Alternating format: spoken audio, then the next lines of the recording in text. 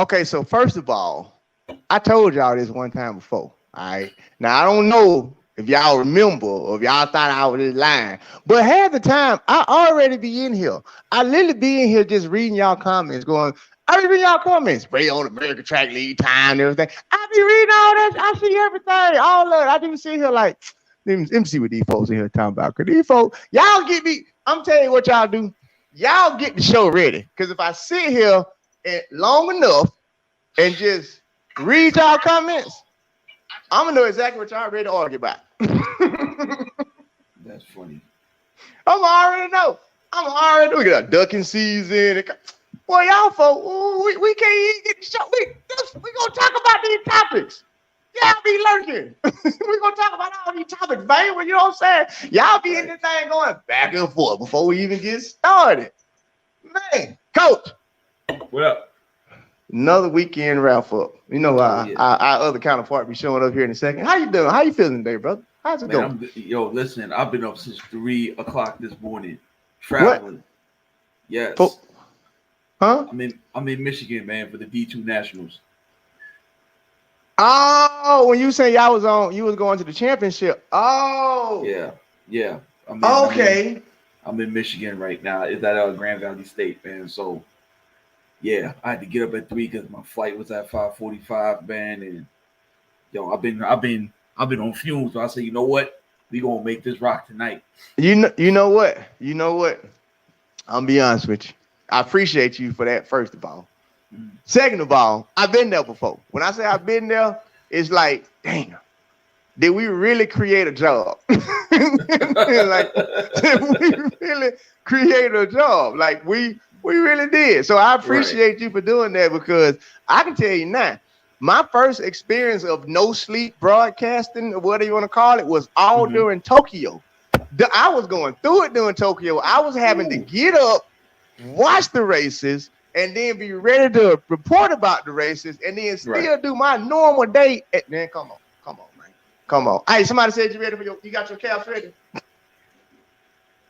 Yeah, they ready. I got them. Hey, as a matter of fact, that was Dice. So let's go ahead and get his roll call out the way.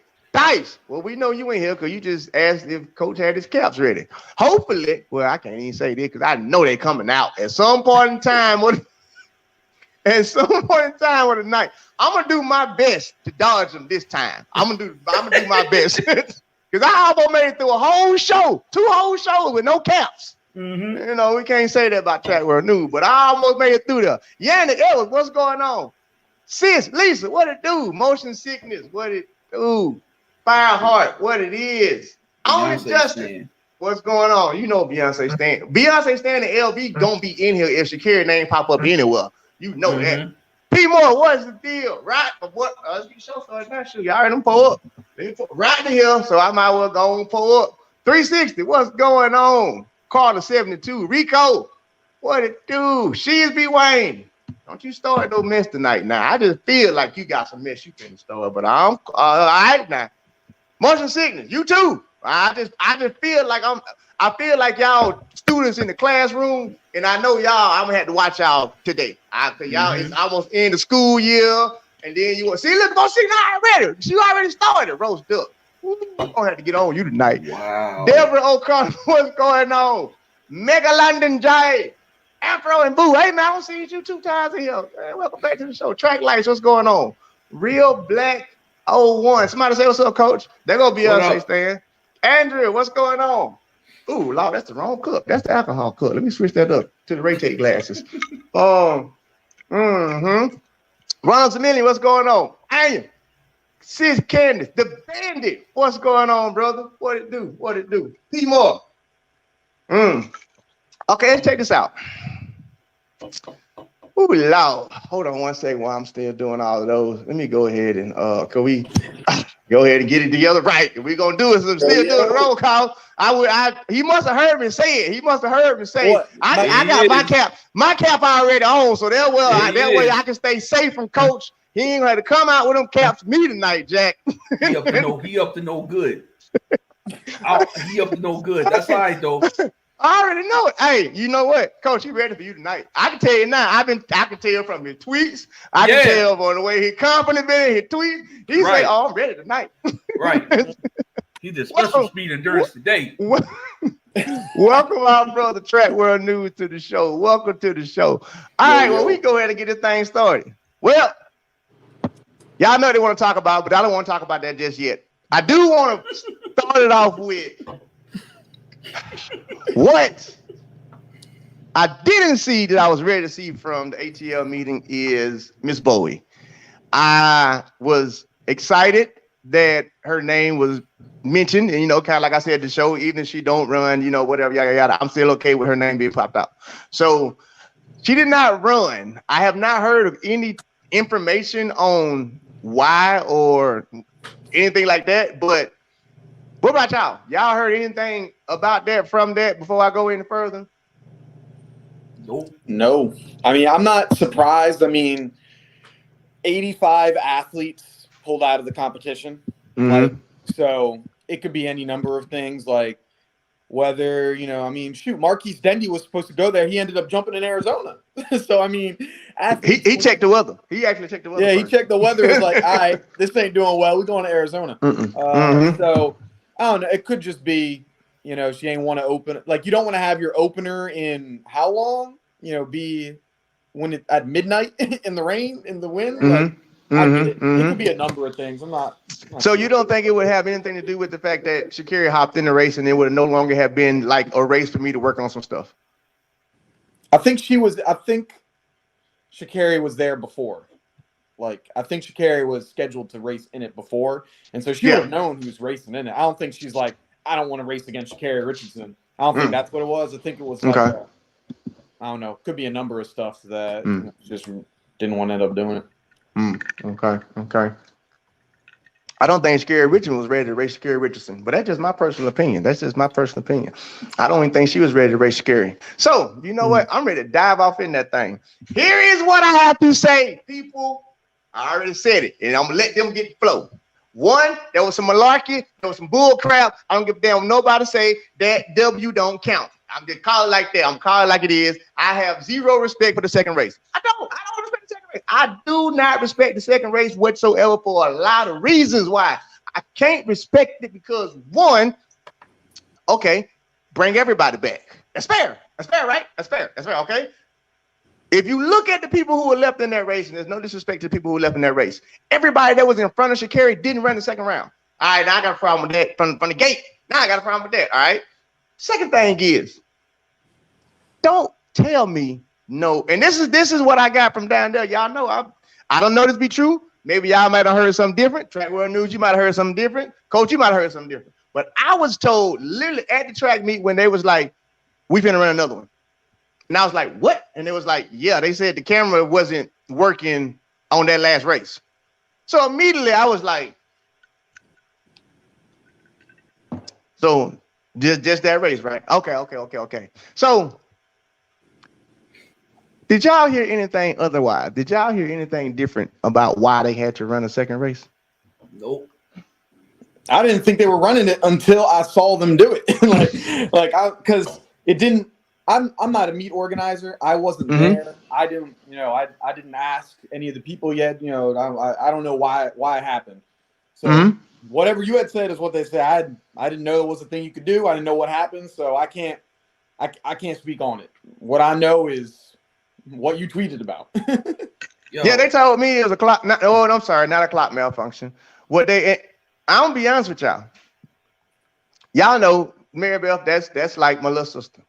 So I'm talking to her like right after the race, and like they didn't even know. She was like, "We got a final." Like she literally texted like, "We got a final," and I was like, "What?" She was like, "Yeah, apparently we got another race now." Whoa! It was the exhibition final. That's what it was called. If you what is that? Yeah. What is that? Yeah, the revised schedule. Yeah, it was called the. No. I don't know if you saw my live, but I broke down a revised schedule. You can't revise the revised schedule in the middle of a track meet. So, right. No, I get what you're saying. Confused. I get what you're saying, but there was 3 schedules. It was the original, The one you put out, and then the one with the exhibition, it came out afterwards. I never saw that. I never saw that one. Oh, I did. So there's a whole nother schedule. Yeah. And on that schedule, it says exhibition finals. When was this schedule put out? Sometime during that meet, dog. I turned the meet off. I'm like, yo, look, man, it's raining catching dogs. You know, I was over it. So basically, to your knowledge, your understanding about this revision, it happened during the middle of the revision. Yeah. So they revised it in the middle of the revision after they revised it during the middle, and then they told everybody that there was a new schedule out and that this new schedule had the exhibition on it. Straight up. And reason, so I'm confused now. So I'm confused. Somebody lying somewhere. Somebody lying. I'm calling on raise tape. Somebody lying somewhere. Damn it. It don't add up. It don't make sense, sir. My mama in the chat room. My mama ain't raised no fool, so I ain't gonna embarrass her like she raised a fool. I ain't no damn fool, okay? You can't sit here and say it's a clock malfunction.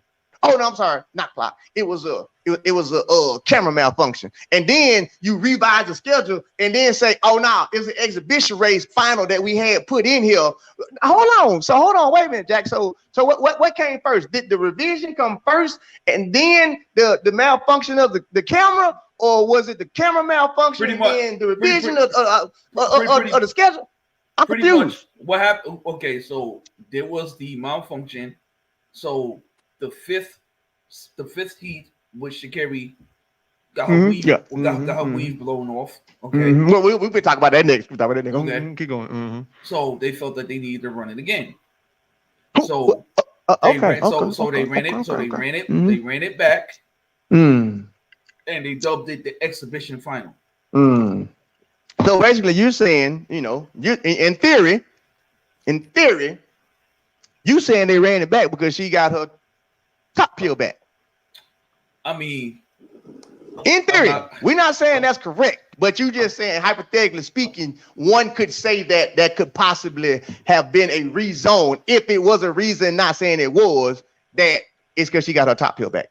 I mean, if I'm gonna sit here and I'm gonna be petty, yeah, but in theory, it's not being petty. It's not being petty. I trust Paul Doyle. If he said the camera malfunction, I believe him, dude. The man was out in the pouring rain holding. But we don't know that Paul is the one that put that out there, though, and Paul wouldn't have nothing to do with the camera at the finish line. No. I'm not saying that he put it out there. I'm just saying that he's gonna do everything he has to do to make sure the meet ran smoothly. So if the camera malfunction, it was just a freak. It was just a freak occurrence. So we just got to. So they was gonna put the exhibition race in there regardless of. No, just on theory. I'm asking you. So you think there was already a final? There was already a final schedule. But with when was this final schedule released to the public? So when the rain delays hit, they had to change all the schedule around. Yeah. I got that one. Right, and remember, they went from having a prelim and a final to all straight finals. Yeah, finals. This is correct. Right, and then when the camera didn't catch the fifth heat. The fifth heat that she was in. Yeah. The heat that she was in. Yeah. After the whole track meet been going on, this ain't the first track meet. This ain't the first race. And all the events. Okay, keep going to your story. Because track where a new one jump in. I want to hear what you got to say. So go ahead, finish your story. Yeah. So with that being said, here comes the exhibition, because technically, I don't know how they could claim that the times didn't count. The times could have been wrong. No, she ran all out 11:37. All out. Why do you need a photo? Let me say it right. She ran. I know the need for a photo finish. I understand that, but why did you? The winner was clear, but keep going. Oh yeah, clear as day. So I'm good. You can go ahead, track. I can't get with that, because if what you're saying is true, then you're claiming that the entire legitimacy of American Track League was determined based off of one race. You say that I do not think that Paul and all of them, because I've worked with them. I've done work with them for many months. I'm close to them, like I know them. He knows me, I know him. We have good connection. And I do not believe, I mean, look, we know that the cameras were malfunctioning because we saw it on TV. We saw him holding up a light because the cameras weren't working without lights. He was on TV doing it. He was doing that. He was doing that. That's my man for that. He was out there doing that. And look, because like think of the risk to reward situation on this. The reward is that you have Shacarri coming out here and potentially racing again and potentially winning to build up her brand and her thing. That's the reward, quote unquote, right? Yeah. The risk is this gets out and it finds out, oh no, they only did it because, you know, they wanted her to get up a time. And now like the whole legitimacy of American Track League is gone. Is that worth risking your entire, like your baby, your entire thing just because of an athlete that isn't she's not even his agent? Like, it's not like, why would you do all that? I want to answer that. I want to answer that this way. It wasn't that long ago. I want to say this past summer, actually, that clearly, the gold medalists in the 200 had false started. Clearly false started. We all saw it. Clearly false started. And then all of a sudden they go back to the cameras, and I didn't even know track had instant replay, but I guess we got instant replay. And they go back, and all of a sudden, you know, the crowd's like, no.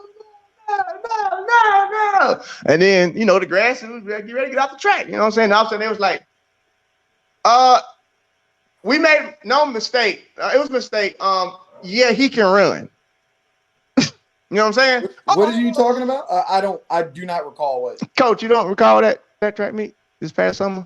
Yeah. DeGrassi was kicked out of the 100-meter dash. He clearly false started. Even he knew he false started, and he was supposed to be kicked out of the track meet. But this was after Tokyo. And what happened was the crowd did not want him out of the race. So what did this? Hold on. It was a golden tour meet. I can tell you that much because flow track was American Track. Because flow track. No. Flow track. So then I don't. But here's my point. Here's my point though. I'm explaining to you why it can happen over there. That meet said pretty much in your face. Nah, you right. That's Andre DeGrassi. Put him back in the race. Why? Because that's what these people came to see. They didn't come to see Andre DeGrassi kicked out the race. They didn't come to see him not run. They came to see Andre DeGrassi run. So guess what? Put him back in that race. All they did was do it in your face. And they were just like, do it right there in the face. Now here comes the snacker for me. I've said this before. I know for a factual that they did shit like this at the U.S. Nationals, Jack. This ain't no shit. I just be like, no. I know for a fact that 1 year at the U.S. Nationals, yes, he has to run. Why? Do you know how much money put on him? Put him back in that thing. I don't give a damn what your rule book say. He's running. Matter of fact, create a whole nother heat. I don't give a damn if they were 2 semis. Make 3. Why? You gonna find a way to put him back in that track meet. So I get what you say. I love Paul to death. I love Paul. That's my boy. Like it's not all Paul. And sometimes like that ain't your call to make. Like that is Paul. If that was to happen, that's not Paul's call to make. No. That shit comes from higher than Paul. I know this to be factual. That's what I'm saying. Certain people will run. They have to run. Why? Because, and I'm a fan of it. Let me explain why I'm a fan of it. The TV will be turned on to watch Shacarri Richardson. That is the only reason why people are tuning in. So guess what? If Shacarri Richardson does not run, we got a problem right there. Okay, why? Because you said she was running. She's that big of a name. She can't even scratch now. Why? Because now your track meet and track and field gonna be looked at sideways because you said she was about to run. We've been waiting on that. That's the first thing. Okay, so now she can't scratch. Okay, now she runs in this diamond bedazzled, one of a kind Nike made uniform with diamonds going around her waist, around her thing, and she gonna come in 4th on her first run. What? Go look at the uniform. Y'all better wake up. Diamonds Hill, all on uniform. It's not real. I don't give a damn. They diamonds, all right? They diamonds today, Jack, to prove my point. She comes in 4th in her first run back. Well, you know what? It's a list. You know, she needed to get the rust off. Bring one more in.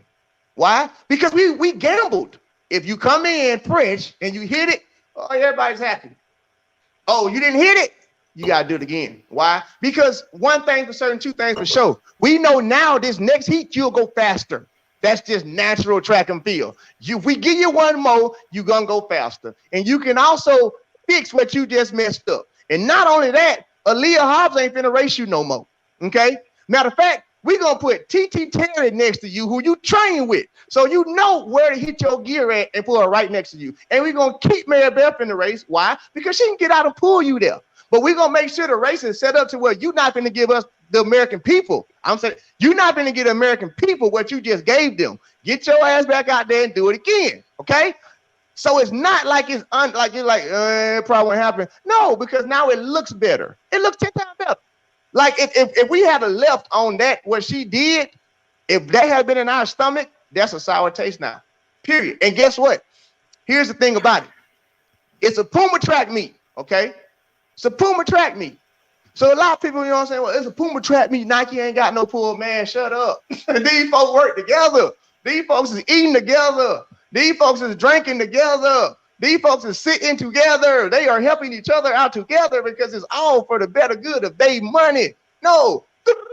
Yeah, put it back in. Cool. Why? Because she's gonna run a Prefontaine next weekend too. So it's not out there. No. And that's how I feel. I'm not saying that that's true, but I'm saying I've been in this shit long enough to know it ain't asinine to think that that's what these folks will do, and it's okay to do it. Boy, Ray, you was a walking, living X-Files, boy. You be with no conspiracies, man. Look. I see you ain't put no hats on though. Look. I'ma just take it for what it was. The camera malfunctioned. They ran her race over, hoping that she would improve. Because let me tell you something.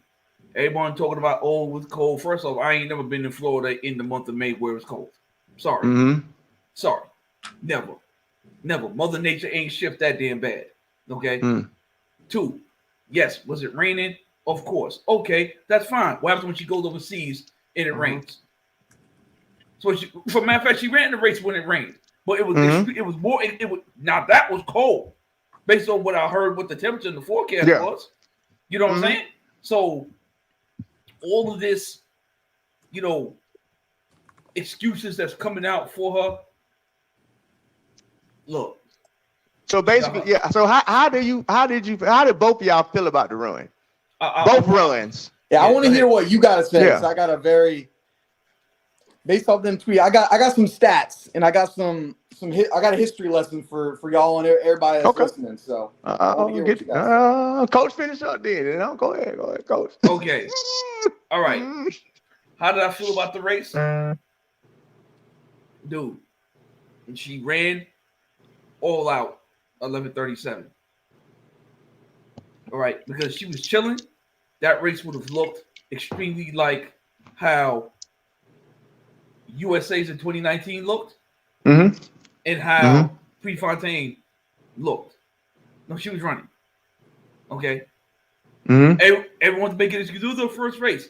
Her first 4 races last year was under 1080. So we're not going to use. And she started in March. Right. And her first race in April, she ran 20, and then she threw a 200 and then ran 22 flat.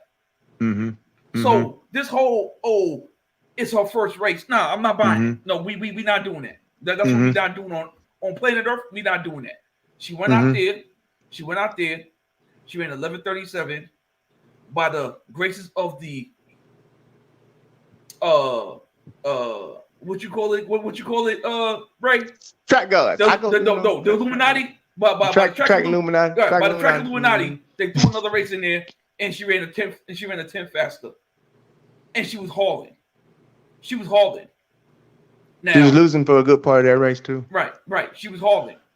Okay. So right now, just to be fair to the fans, because you're right, she did bring in a different type of crowd. Yeah. She brought in the lack of accountability crowd. That's what she brought in. That's what she brought in. Okay. So she ran. So her 2 races was 11:37 and 11:27. Okay. Now We know how she is when she's around Jamaicans. Yeah. Anybody, y'all can take that any way y'all want. But Jamaicans has gotten the better of her in more ways than one. So okay, so we'll see. This is what I'm gonna say. I've grown to know two different Sha'Carris. All right. I've grown to know the tweeting Sha'Carri and the actual runner Sha'Carri. Okay, and I can see the difference in them. All right. The runner Sha'Carri is still kind of. I'm gonna use this term lightly though. Scared. And what I mean by scared is we still gotta. Sorry, I picked up something real quick. Shacarri Richardson is 3-1 versus Shelly-Ann Fraser Price. You can continue though. Okay, I'm gonna continue. Look it up. I'm gonna continue. It's Going World Athletics. You can look it up. Oh, no. 3-1.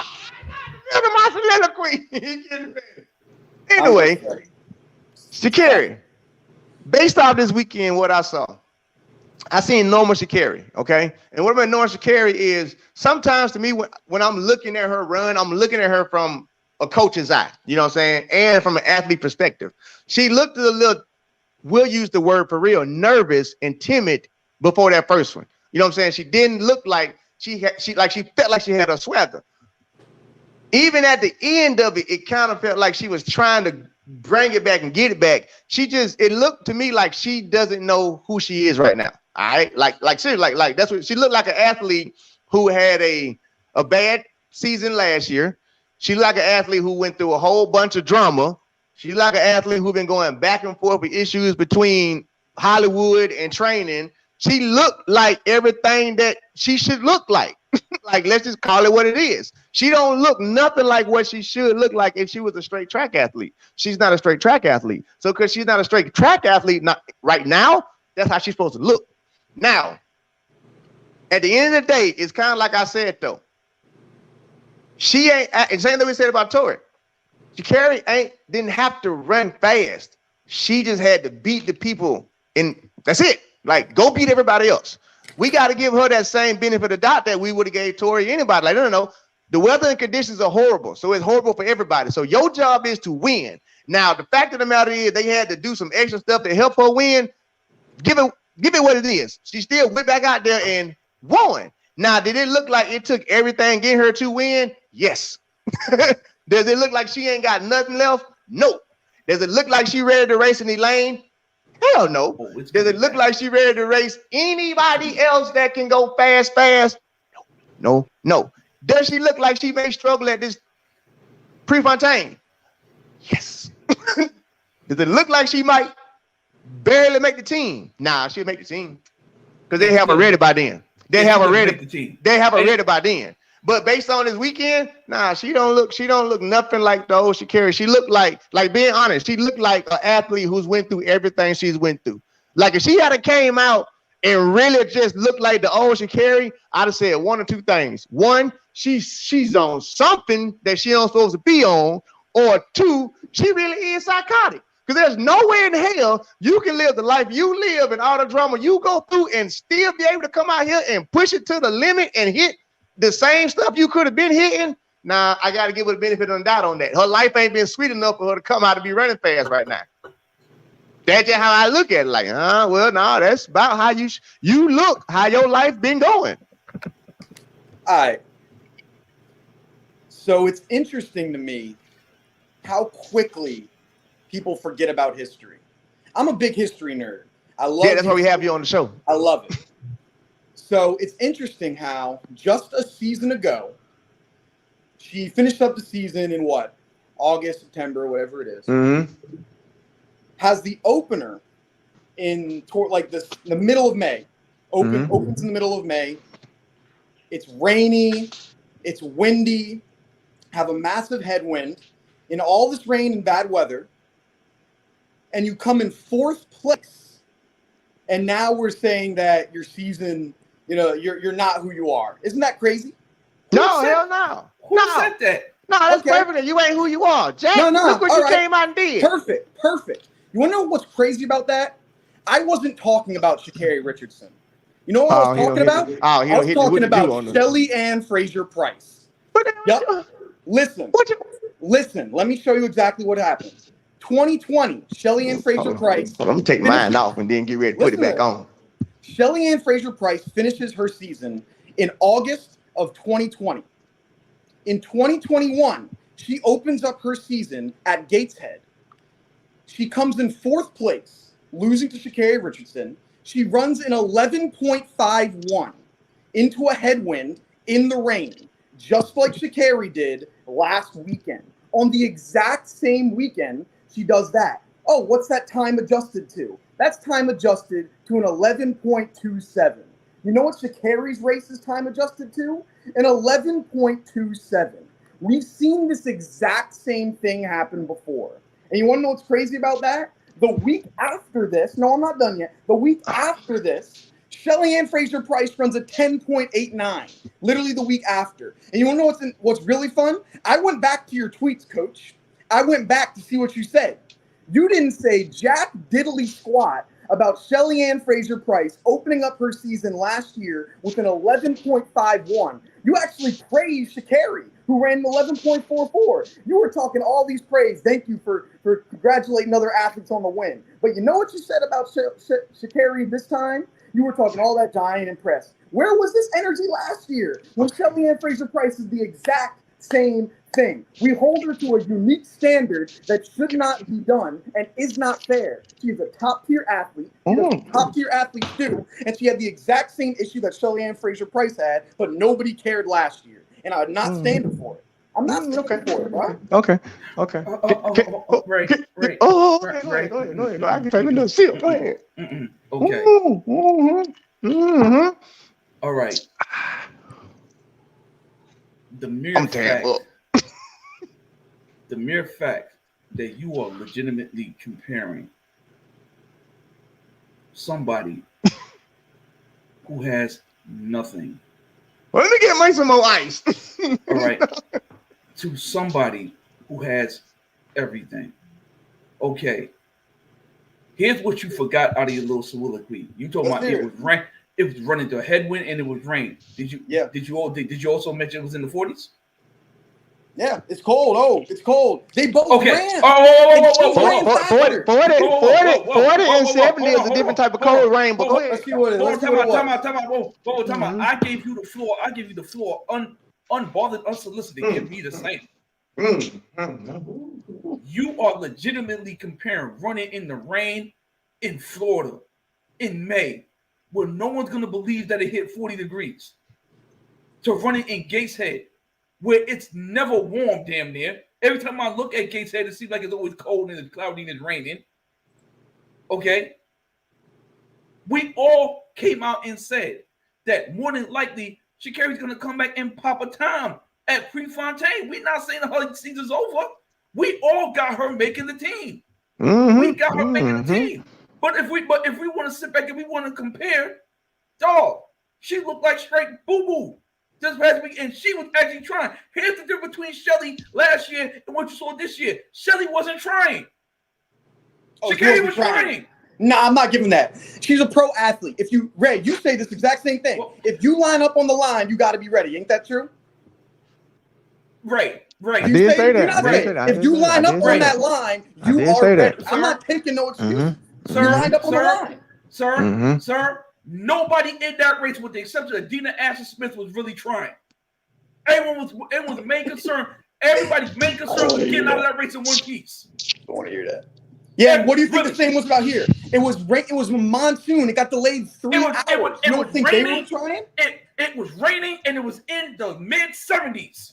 It was 70 degrees. And it was pouring rain, and it was windy. Okay, so let's. Do you know what it's like in the rain when it's windy? Hold on, time out. Let's get this straight. Homeboy. I ran at the Drake relays. One thing you can never tell me about is cold weather. I ran at Penn relays. I don't want to hear none of that. No. Ain't nothing worse than Drake relays weather. It snowed. I ran in the snow. I pole vaulted in the snow. I've had to hold a bar and jump 14 feet in the air in the snow. I don't want to hear nothing about it being cold. Okay, all right. So bottom line is, if you watch that race, Yes, I watched both of them. Nobody, including Sha'Carri, was trying. She raced with the exception of Dina Asher-Smith. No, everyone was trying to come out that race in one piece. But let me ask you something. What happened? What did Shelly do the following week? 1089. Oh. Yeah. Have we seen what Sha'Carri has done the following week yet? I know. Listen. I know Sha'Carri. No, because he likes history, not he likes history. No, me too. I know what Sha'Carri's gonna do. Because because you know what she lined against some Jamaicans. She's 3-1 against them. Against Shelly. 3-1. 3-1. Against Shelly-Ann. Look it up. Someone look up World Athletics. She's 3-1. Am I right? Yeah. You're acting. I'm a stat guy. So I know this. Listen, and that's fine. So basically, what you said because she's 3-1, she's better than Shelly. I never said that. Okay, so don't give me 3-1. Me tell you what. She's 3-1. Okay, 3-1. So is she better than Shelly? She's got her number right now. No. Stop it. Stop it. Good, because we saw what happened in Prefontaine when Shelly dialed her number and hung over her ass. The one time. After she wasn't allowed to run for a month. Listen. One time, that one time win destroyed her whole rest of her season. I think the fact she couldn't run for an entire. And it made her. Stop. Because before she opened up April 10th of 2021, she ain't run for 7 months. And she opened up 1072. Right. Okay. Baby, what are we talking about? So don't give me that. Oh, she ain't ran for a month. She's a professional. She's got the height, according to Justin Gatlin, who is King Cap. Okay. Let me explain something to you. If she got the biggest contract, Coach got another cap on. Right. If she got the biggest cap, if she got the biggest contract right now, she's supposed to be training. You know why? Kyrie King was training, and he's in the camp. Or everybody else who didn't make the team was training. Why wasn't she? Your drug suspension don't mean you. Well, your drug suspension don't mean you can't train because Christian Goldman was training. Everybody else trained. Hell, Gatlin trained for the 4 years he was out. He was still training, legitimately. Not going to be fact because even when I went down to Georgia and I was dating this girl in Atlanta, I saw him training at Georgia Tech, so I know he was training. So don't give me that crap. Oh, you can run for a month. So what? I don't want to hear it. Well, hold on. You're a coach. You should know of anyone that it's hard to peak a second time. It's hard to peak. She never had the chance to peak. She was peaking for the Olympics. She was peaking for the Olympics, and now you got to reschedule. It changes your entire training. No one plans for that. Peaking for the Olympics is you saying that she was going to win the damn Olympic Games because she was running 1072. She was doing pretty dang well. And she would have got her doors blown off. No, see now we have the hindsight's 2020. It's so easy to say she would have gotten her doors blown off if she competed in the Olympics when we don't see her run, and when you see her run the next time she's running in the mid 11s. It's so easy to say that. What were you saying in the during Olympic trials? So were you saying she was going to get her doors blown off after the Olympic trials? Right after? What did you say? What were you saying? I call fourth place. I said she's going to make the team because one thing you better understand about Sha'Carri. I said she's going to get third. When she's in a field, when she knows that she's ultimately better than everybody, she runs with comfort. That's that young. When I was talking about young athlete, I was talking about earlier. Like that's why she looked scared and nervous when she ran yesterday. You see what happens? She ain't got that confidence yet. Right. You see what happens. Cool. You see what happens when they put you. She don't have that confidence because she's only ran that fast like 3 times in her entire life. Which you know what, Coach? I want to say something about his topic first though, because he mentioned because he's a history person. No, that's fine. He gave me some history facts. He gave us some history facts. He did. You know me. I kind of like history too sometimes. Me too. So you say Shelly did that? What year that was now? Shelly-Ann Fraser Price, 2020 to 2021. 2020. Okay, 2021.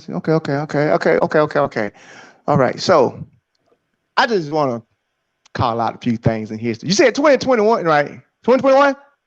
She did in 2021, right? Okay. No, so her opener. So Shelly-Ann Fraser Price. Last race was not April. Sorry. Yeah. So August. She ran fast. She did a 10. 6. She ran 10.6. Okay. No, I'm talking the last race. She ran like a 10.80 something, but the race before that she ran 11.2. And pretty much Shacarri did the same thing, and it's like, well, why we so? They did the exact same thing. Okay, so let me do this because you like history, so I'm gonna do it like this. 2008 gold medal, 2012 gold medal, 2020 gold medal, 2012 silver medal, 2012 silver medal, 2016 silver medal, 2020 silver medal, 2016 bronze medal, 2009 gold medal, 2009 gold medal, 2013 gold medal, 2013 gold medal again, 2013 gold medal again. Oh wow, 2015 gold medal again, 2015 gold medal again, 2019 gold medal again, 2019 another gold medal, 2007 silver medal, 2011 silver. I'm still going history. I'm still going through history. Still going through history. All right, it's so cool. It's my history. 2008 gold medal, 2009 silver medal, 2014 bronze medal, 2019 bronze medal, 2012. So I'm gonna just go to the top where they counted. They told me. So Shelly-Ann, prior to 2000, you're talking about acquired 18 gold medals. Damn, okay, that's crazy. She acquired 7 silver medals. She acquired 2. She acquired 2 bronze medals. Okay. We just gonna switch over to the Wikipedia side of the other one. People be saying Wikipedia. So okay, so prior to there it goes. Prior to 2020, Pan American Under 20 Championship 4x100 gold medal. And so you respectfully, you want to come to this table and you want to pull up a stat about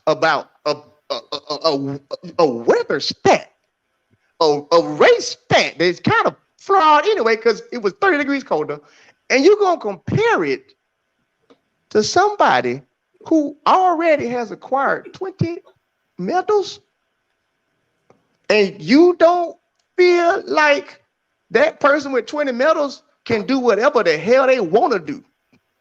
If she go in, I ain't going to run fast today. Well, guess what? That's probably because I didn't want to run fast today. Well, why can I say that? I don't know. I got 20 medals before now that say I'm the shit. So guess what? I can assure you, chances are, if I actually run slow, it's because I wanted to run slow. I wasn't working hard in the weather to run slow. It was probably because I just didn't want to run that day. So therefore, guess what I'm doing the next time you see me? You know those 20 medals I just got from these past 10 years? That's why I'm finna go and now give you, hiya, now get this 10-6. Like, comparing anything, this is what you're not allowed to do on race take no more. You're not allowed to put Shacarri Richardson's name in the exact same sentence with Shelly-Ann Fraser-Price. You are on punishment for that. We can do it, coach. We can do it. You are on punishment for that. For the amount of disrespect that you just portrayed on this show for Shelly-Ann Fraser-Price, wanting to goddess of track and field and trying to manipulate the people and come up with a stat to make Shacarri's race that was horrible look better. Ooh, you went there tonight, brother. Oh, and Beth, guess what? I'm about to go there right again. I don't know how much further you can go, but you went there tonight. Nah, listen. Listen. You know what my mama used to tell me? You know what happens when you know what happens when you assume? You make an ass out of you and me. So you know what? And you guys have been doing a lot of assuming today. One, we'll talk with Ray. One, I'm assuming the track Illuminati is behind this race and is the reason that Shacarri got another race in there. But keep in mind, track Illuminati is okay. They good people though. That's a lot of assuming. Man. You know what? I'm also gonna assume that she just decided not to race. That Shelly-Ann Fraser-Price just decided, I'm not gonna race. I'm gonna take it easy street. That race, which she lost to Shacarri Richardson, by the way. Oh, whoa, no. She lost to Dina Ashley Smith. Yeah. Who was the head of Shelly-Ann Fraser-Price? The first loser. Who was that? The first loser. What was her name? Okay. Oh, all right. Shacarri Richardson. Okay. So let's do this. When Shacarri can beat her in a meet that matters, then come talk to me. Okay, but so she lost to her though. Okay, just want to make sure. Okay, all right. She lost her. So I'm gonna ask you again. So is Sha'Carri, in your opinion, because she won 3-1, is she better than Shelly-Ann Frazier? Nice.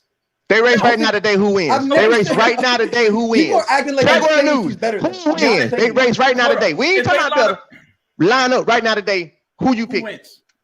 Yeah, if I had to pick someone right now today, I would pick Shelly-Ann Frazier Price. Okay, well, at least you ain't lost all your marbles. At least you ain't lost all your marbles. Bro, I'm telling you what. All I can tell you is what I see. As an athlete, as a fan, all I can tell you is what I see. I'm not going to assume what one athlete's going to. I'm not. If you're lining up on a professional race, just like for every other sport, if you're an NFL player and you line up for your race, you play football, you ended up. You throw 5 interceptions, but you're like, man, I wasn't trying today. Like, you can't really take that. Or LeBron James, he goes up to a basketball game. I'm glad you brought that up. I'm glad you brought that up. And he's like, LeBron does it. LeBron does it all the time. Except for what LeBron does is LeBron just says, you know what? I'm gonna sit down today. I'm gonna go out there and today I'm just gonna dish the ball out to y'all. Today I'm not trying to score 50. I'm just gonna be out here today and just dish the ball out to y'all because this game don't matter. I'm gonna give you a great example. You know what you're doing right now? You are the guy who celebrates the fact that Jordan dropped 63 points on the Celtics back in 86 or 85. And don't let the world know that they got swept. Oh no! See, I'm a LeBron guy, so no, I'm the no. Hear me, because this is what we're doing. Jordan dropped 63. Sha'Carri beat her at Gateshead. Oh yeah, we're gonna celebrate that. I'm sorry. How many medals has she made? Because let's be. Hold on. I can go back to history. I go back. Oh, okay. Whoa! Come on. So we're not doing the age thing. We're doing the age thing. That's what we're doing. She's just starting her career. She's just starting her career. So we're doing the age thing now. Hold on. Whoa. Because I got the history up, so let's just see who did. Yes, what. No, I know. Shelly-Ann Frazier Price. She won a gold medal in 2008 when she just turned 20. Right? Yes, I know. So you're making excuses. That's what we're doing tonight. No, I'm giving you a fact. Is it not a fact? Okay. No. How many medals do you have? No, listen. You just said she hasn't had an opportunity to win one yet. And whose fault is that? Wait, what you mean? She had the opportunity. She had the opportunity. She blew it. She had 2 opportunities. Don't say, sir. Don't say. What? How? 2019. She went 10-6 in 2019. She went 1075 in 2019. I mean, yeah, the 75. And got Victoria's Secret Song of the Month last. Okay. And went to USA's and what happened? Last. Come on now. She went to the trials. And just for the sake, hold on, I want to point this out. Just for the sake of argument, Anna Crocker, what she do last year in college? She did the what did she? You didn't got to tell what she did. What did she do when she got to the trials? Came in 3rd and made a team, right? Yeah. What did Sha'Carri do when she got there? She didn't make the team. So she's had her opportunities. You sitting here saying she ain't had a chance. Well, no, she had the same chance everybody else has. She didn't carpe diem it. She didn't seize the opportunity. She had just the same amount of chance as every other college kid that don't went out there. She blew it, and then she came back the next time and had a chance, and she blew it again. Figuratively speaking, but still. We can't give you that one now. We can't give you that one. No, we can't give you that one. You know what she ran? Oh no, never mind. I saw something. No, yeah, she did. Yeah, fuck up. All right. No, yeah, I'll give you that. I thought I was reading something else, something different. No, yeah, you're right. She screwed up. What? She got 1172. Terrible race. Yeah. I'm on your side there. It's awful. Horrible race. Okay. So hold on. I gotta change topics, but go ahead. Hold on. Yeah, so we gonna finish this out. Okay. Go ahead. Because you, just like everybody else, uses this college excuse for this young woman. Then Roberts made the team after a long collegiate season. Grant Holloway made the team. Dude, you don't make collegiate. Oh yeah, Randolph Ross made the team last. last year. Right. Micah Harris. No, Right. Michael Williams. Sorry, not Micah Harris. Right. Yeah. So all this. Devin Allen. No, hold on. I'm not talking about relay bandits. I'm talking about guys who actually made the individual events. Okay. Yeah. All these people throughout the course of centuries before we were here and way after we are gone. Collegiate kids went to the U.S. championships and made the team. She went to the U.S. championships and got last. Now remember, Tiana Daniels was in the same class. Tiana Daniels won the trials. She had a long collegiate season and she made the world championship finals. So what we're not going to do is make an excuse. Okay? Now, to close it out, do I think Shacarri's going to run well at Prefontaine? Of course, that track is set up for you to run fast. She's not. Right. Is she going to run well? I'm going to give her the benefit of the doubt, and I'm saying she's going to run well. Now, do I think she's going to get her? Do I think she's going to get the weed blown off her scalp? Yes. Do I think Elaine is still going to feel some kind of way? The fact that she's the only female to double, and Shacarri, who ain't never made a team, Elaine's going to beat her. Yeah, I'm only like. I'm not going to go over here and say, let me reestablish my point, because it seems like everybody in this chat and everybody in this live seems to be thinking I think something completely different. So let me establish what my belief is right here, because it seems like you guys are arguing against a straw man that you think I believe something that I don't. Okay. And see, I already know Ray's going to clip this damn thing, put it on. Oh, you know it. You know I already know I'm going to get a lot of comments. The internet is going to kill you. All these Jamaicans are going to watch me saying that, you're comparing her to Shelly. Like, I'm already know I'm going to hear it. So let me at least clarify it so I can say, did you listen to 51 minutes and 40 seconds when I clarify what my belief was? My belief is that she is getting over-hated and over-analyzed for her performance of an 11.37. No, let me establish what I'm saying. She's getting over-criticized and over-analyzed for an 11.37. That she has, the other athletes have opened up with poor opening races at this point in the year. Before, I literally just told you about a time. Yes, but it's not. Go ahead. Finish my point. Finish the point. My point is that athletes have done this before, but the fact that she is the biggest name in track and field, second biggest name in track and field history, probably. She's at least the most one in recent name, biggest name. So she gets criticized more than everyone else does, whether it's fair or not fair. She does. And so she should not be getting this much criticism for an 11.37 and then an 11.27 in a race where it was downpouring, absolutely downpouring, and going into a win after a 3.5 hour delay. I don't think you should be getting that much criticism. Do I think that she's better than Shelly-Ann Fraser-Price? No, of course not. Do I think she could beat Shelly-Ann Fraser-Price if there was a meet? If Shelly-Ann was racing in Prefontaine, do I think she could beat her? Of course not. But what I think is that there are people like y'all that are criticizing her unfairly for a race that we didn't criticize other people for in the past. I'm sorry. I'm sorry. I thought we were some type of a sports show. I did. That's my fault, because I thought our job was to critique these athletes. I thought our job was to hold them up to a standard, and when they don't come through, we're supposed to let them know. Where was this energy last year? Where was this energy last year? What you mean? I'm gonna get to that. So therefore, if I'm gonna use your analogy, because you said you talking about football. If Tom Brady goes out there his first game and throws 5 interceptions, what do you think people are going to do? You're right. Say he's terrible. Okay. Or say it was a bad game. Yeah.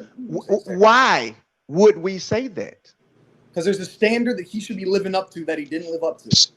And so basically you're saying Shacarri is not as good as she says she is then. Because what you want us to do is cut her slack. That's what you're saying. You want us to cut her slack, but that you in the same sentence you want to say, oh no, we're supposed to hold Tom Brady and them up to a standard. You have to do this. But now when it comes to Shacarri, now it's like, oh no, it was her first race. Oh no, Jack, you're Tom Brady. Come on, why you asked for it? You the one that said I'm Shacarri Richardson, take this college record. You the one that said I'm the fastest. You the one that went out there popping the guns in the air, doing all of this. You wouldn't have did that. You put yourself on that pedestal. So now when we come here and say you're not doing that. Now it's not, well, it's my first race. Nah, damn, ain't no first race. Tom, 5 interceptions is my first game, but you're Tom Brady. Thank you for saying that. Eli Manning. I want you to do. Interceptions, Eli. Oh, Eli, it's okay, Eli. It's your first game, Eli. You a Manning, but you're not the real Manning. So it's okay for you to throw interceptions. Peyton, what the hell wrong with you? TT Terry, it's okay, TT.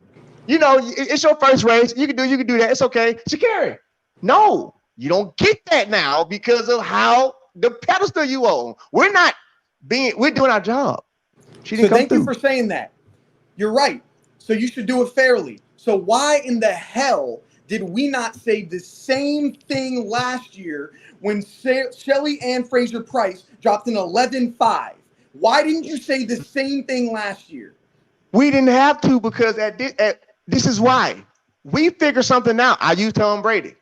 We figured out there was you said that. Well, hold on. I'm going to end it with this right here. We figured out and we gave him a nickname. His nickname was Playoff Tom. To what we knew, because Tom done got so many Super Bowls. It don't matter if he throw an interception in week 8. Hold on. Playoff Tom ain't out there. Hold on. Don't matter if Shelly-Ann's out there in week 8 running 11.5. Hold on. What is playoffs Shelly-Ann gonna do? No, hold on. Come on. Forget all that. I'm gonna end it like this. You know why Shacarri gets all the backlash that she gets? Because she runs her mouth that hasn't proven anything. She is a what my man Chris Huffman's called a fugazi time traveler. That's what she is. Because she got to go get some hardware, man. She got to get hardware. So you can't be out there bumping your gums, sitting there throwing subliminal shots. And when the Kenyan meet goes on, you knew that Shelly was out there. You throw out a tweet trying to get all the attention on you. Though we see right through it. And like I said, I'm in love with the girl's talent. But the reason why she gets the backlash and the criticism that she gets, dude, she hasn't won anything. She hasn't done anything. And I don't care if she come back with a bronze medal. It ain't the gold. If you ain't coming back with the gold, it don't matter. It doesn't matter. The first person to lose, you get silver. You can't bump your gums in that manner, and you haven't done anything, baby. That's all I'm saying. I was in love with her talent when I watched her throw up the deuces when she was at LSU. That joint was beautiful. Loved it. All right. She won the NCAA title, and she set the record. And she broke the world junior record in the 200.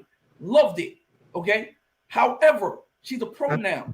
And I have a very strict rule. Never critique collegiate kids. The pros, everything gloves are off. She has not done anything. That's why everybody jumps on her. She talks more than she produces. And when I say produce, I mean making the team, going to the championships, and actually beating the ones that's holding the crown. That's what I'm talking about. You know what I'm saying? Like I give you right now, and I love Justin. You think I give Justin any credit for that 2017 win over Bo? Because between 2012 and 2016, he was wiping the floor with him. Beat that man when he's running 9.6. Ooh, can't. Nah. You beat that man. He literally was training for 3 months.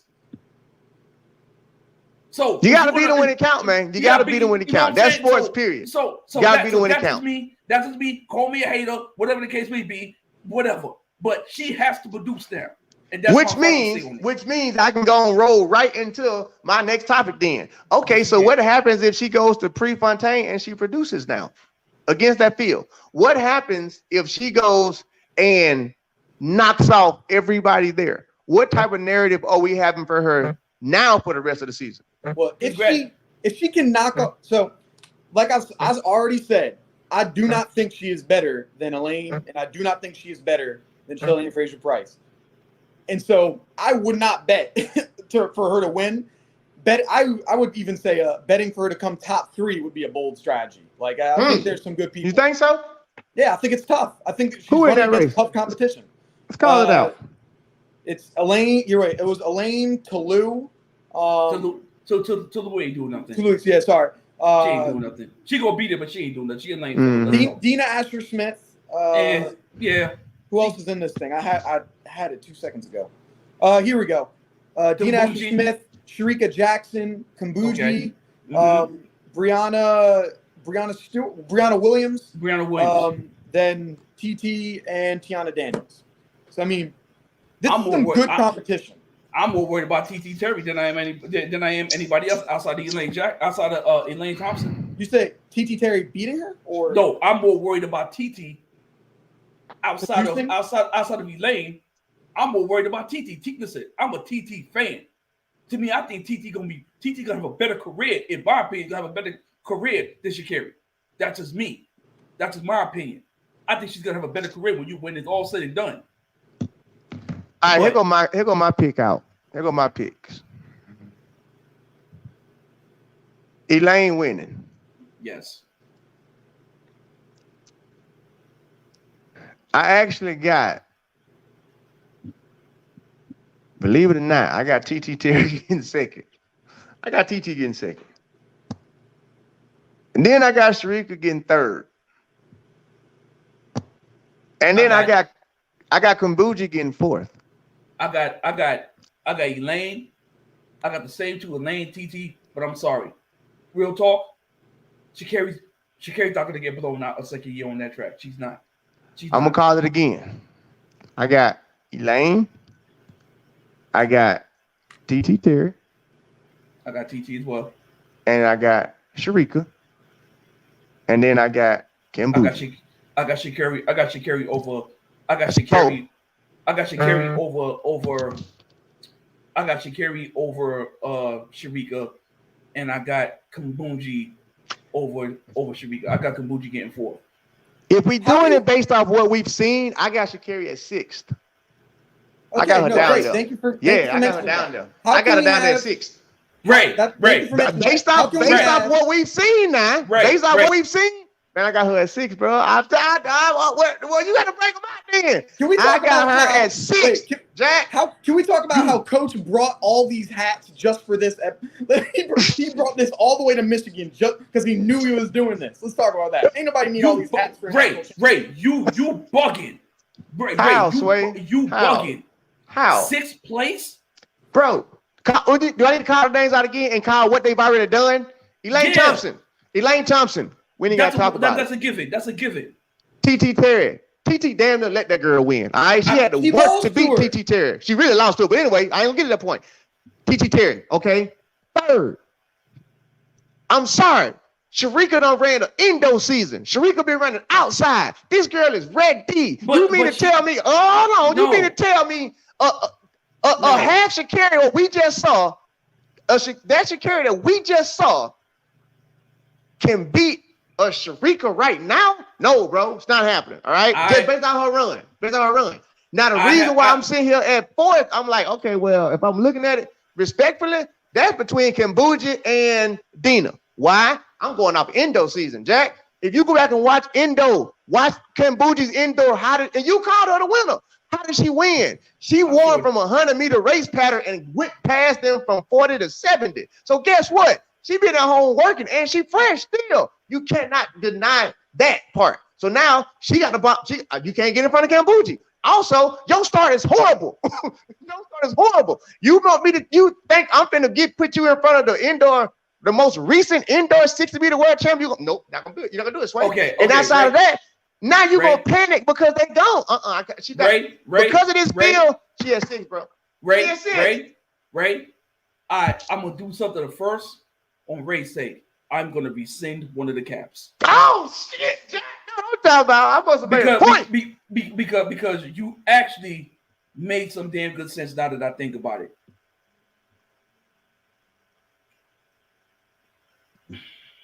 Gotta think about it. Think about the people, but they don't did this year.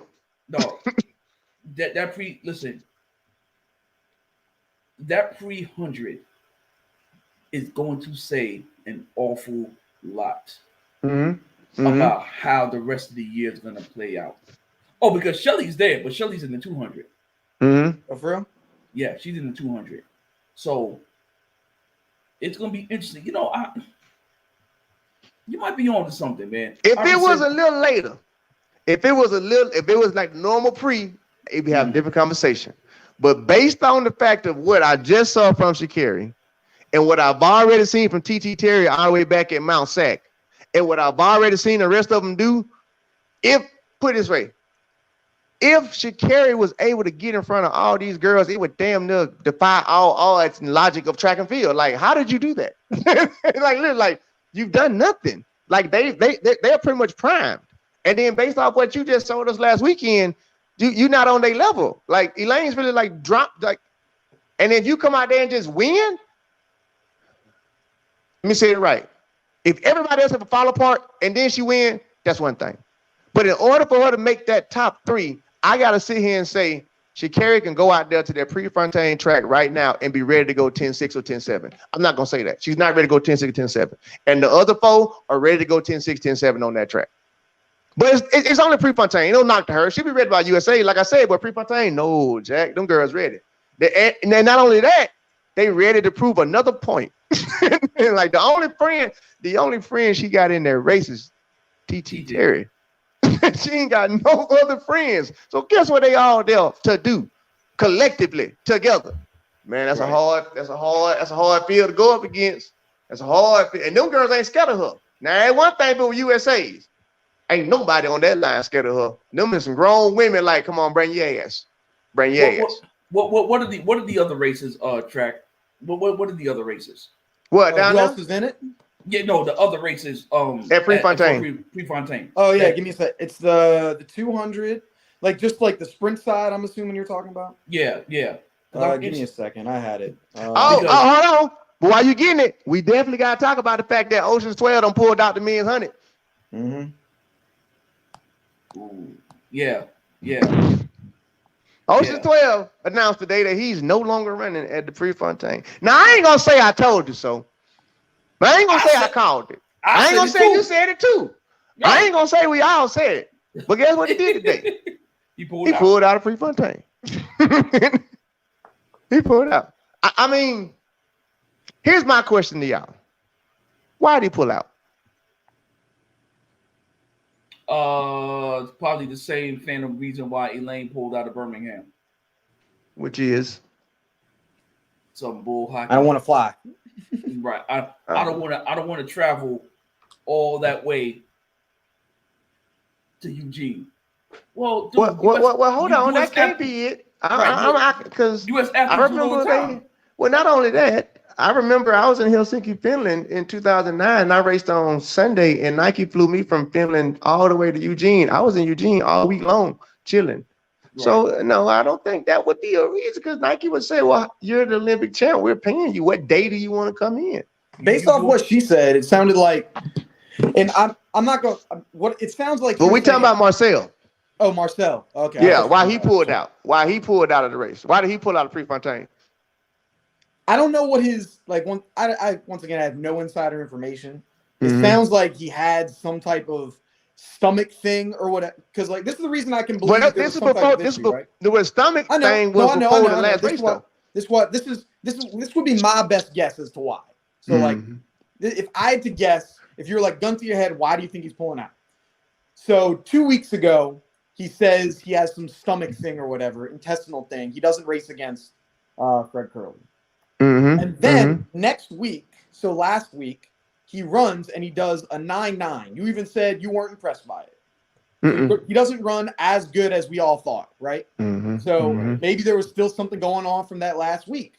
And he didn't go up against anyone. The track that he ran on had 6 lanes. He ran up against nobody. Yeah, I saw that. And then this week, he has to go up against the best in the world.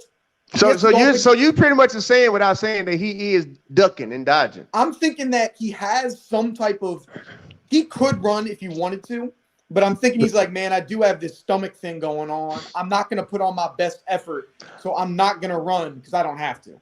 That's what I'm thinking he's saying. So because we only going out of hypotheticals, and your hypothetical is you thinking it's a stomach thing. No, I'm guessing that he has I'm guessing that he has a minor thing that he could, like, you know what? You know, like if you have, like it could flare back up. Yeah, like you have like a turf toe or something where it's like, dang, this is really annoying, but you can still run. Yeah. I'm thinking it's something like that. Like, I bet you if this was the Olympics, I bet you he'd run because it's a big thing. But it's something where he doesn't need to. I'm guessing. I got this. No. I need this one because it's a stomach issue. And since my mom's in the chat, she can back this up. So I was actually born with a stomach problem. Okay. I was born with a kink in my small intestine. So you know how everybody's small intestines does all the wraps around. My small intestines does that, and then they tie a knot in them. Okay. So I've been in and out of hospital for stomach issues, like gastroenteritis and everything. Here's the one thing I know for certain, because I've dealt with this in my entire life. It don't last no 2 weeks. It won't. It can't. You'll die.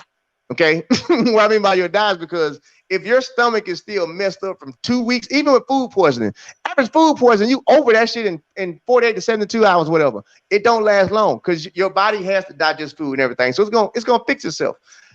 Thinking that he still is dealing with a stomach bug all the way now, and trust me, I've had stomach issues even when I was running. You can't run. So I'm gonna give him the benefit of the doubt about the one in Africa.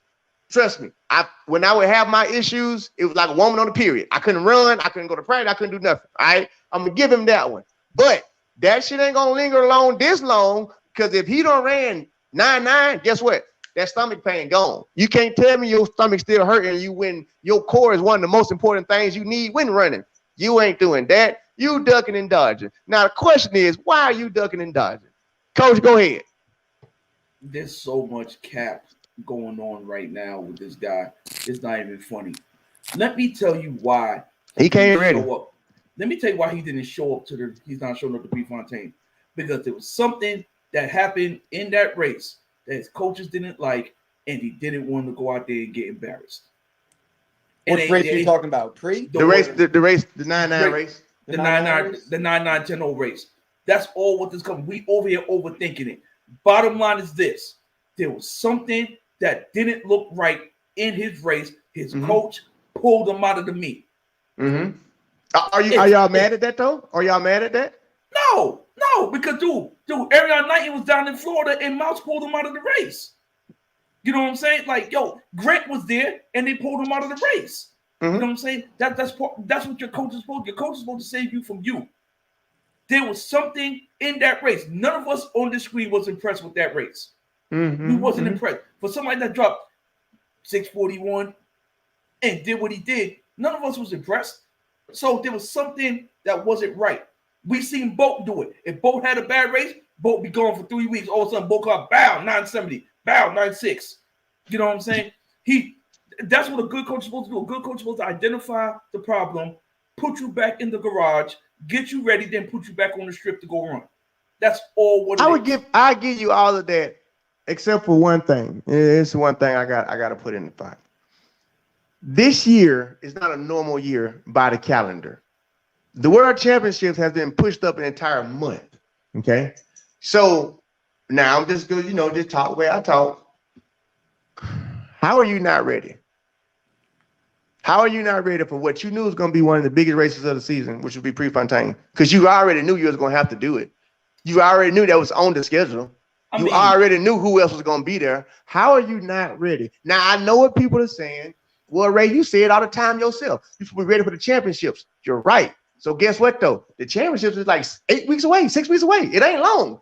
Okay. You're supposed to be ready now for the championships. But Ray, him not running now tells me that my boy Oceans, that's my boy. Y'all know I gave him that name. I don't think he's going to be ready for Worlds now. Okay. I didn't even think he was ready for Indo. I think he just won because, again, they messed up. We're hitting the panic button, brother. We're hitting the panic button. Think about this for a second. Look at it along the lines of Walter Dick's 2008 year. Walter Dick's, I think Walter Dick's maybe ran 3 meets outdoors because he got hurt, and he still made the hardest team to make. He did do that. At some point, Ken Herndon had to do what was best and look at the bigger picture. They used the NCAA meet as a legit training meet. They used it as a training meet. The NCAA championships used it as a training. Went to the trials and made the team in the 100. And made the team. You know what I'm saying? So my thing is always let the coaches coach. He's gonna be fine. You know what I'm saying? We're out here expecting these guys to go out there and run all the time. No, dude, listen, Boat didn't run all them races all the time. Mo didn't run all those races. Hell, Ray, you didn't run all those races all the time. So we have to understand the bigger picture. Remember, he's the man to beat. He's the defending Olympic champion. He's the defending indoor champion. There's a different method to his preparation that has to be taken into consideration. Him.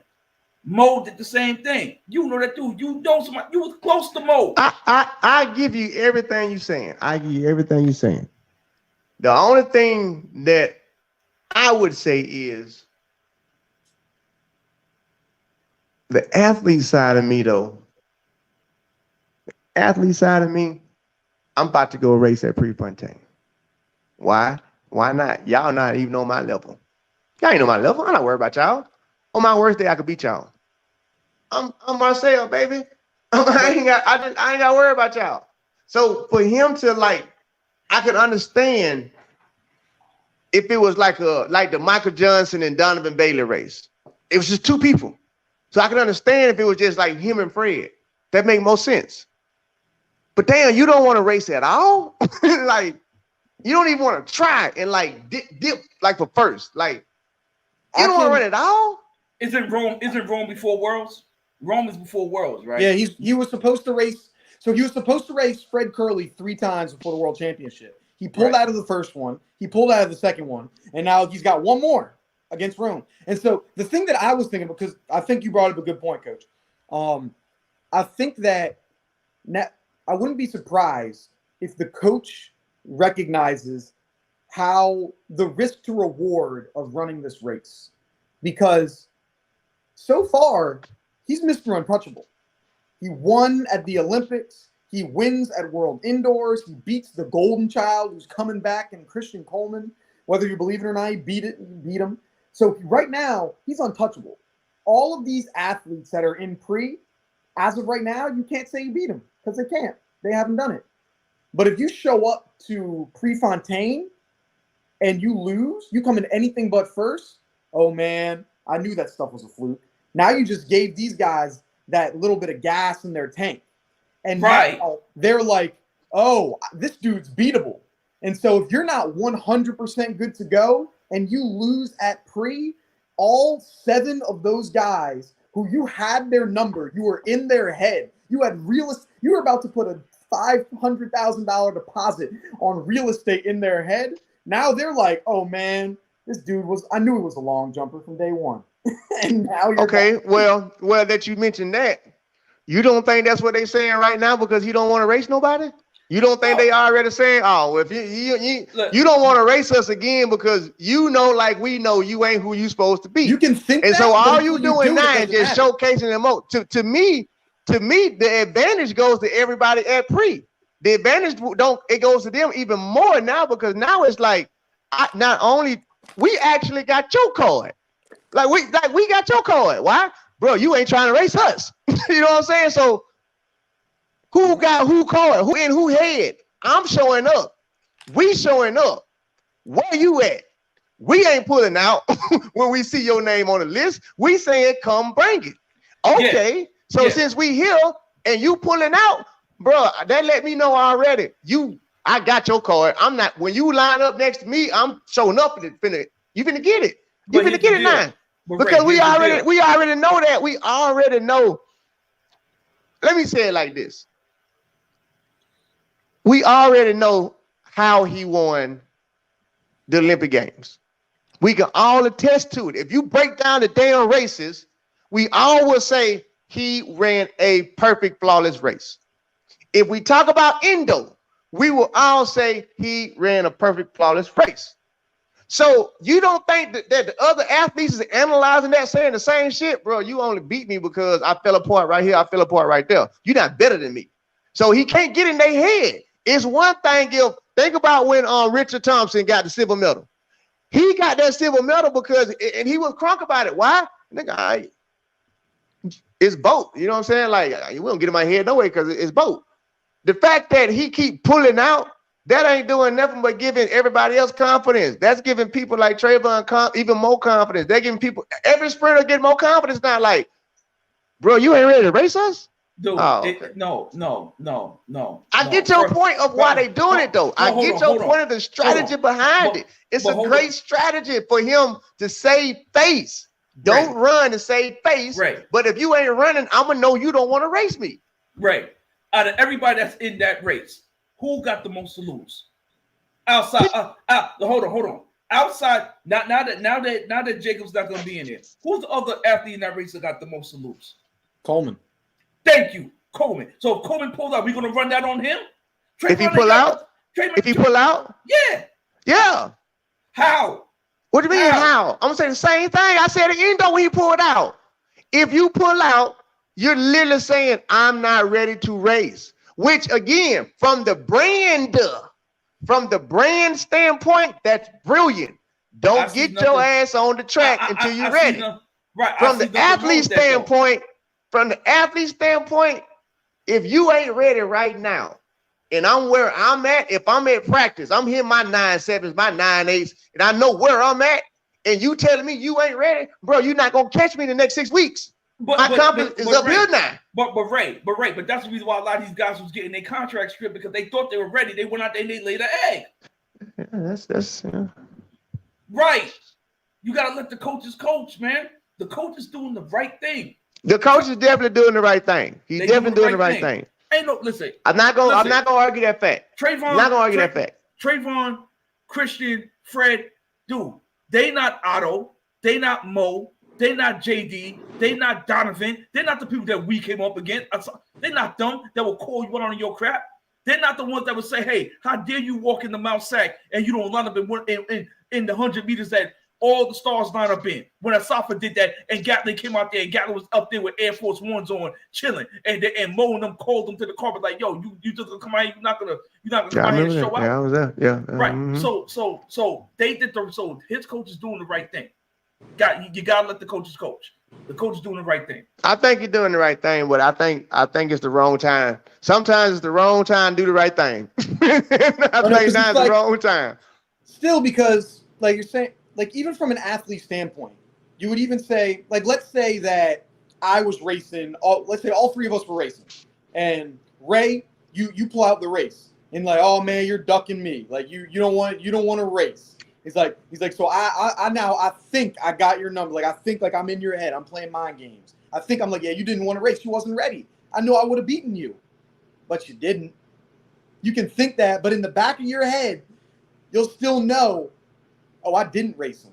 He didn't show up. Marcel Jacobs didn't show up. I think like, oh yeah, I would have probably beaten you if you shown up. I probably would have. Oh, if this big if is the biggest word, but you didn't.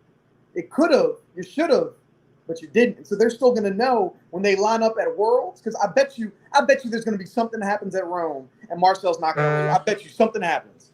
At the end of the day, man. No, I know. I'm going to go back. I don't think he's going to not run in Italy. I think he's going to run in Italy. So he's going to run in Italy. But here's he better. Exactly. I told y'all about Italian Mafia, Jack. Right. But here's the deal.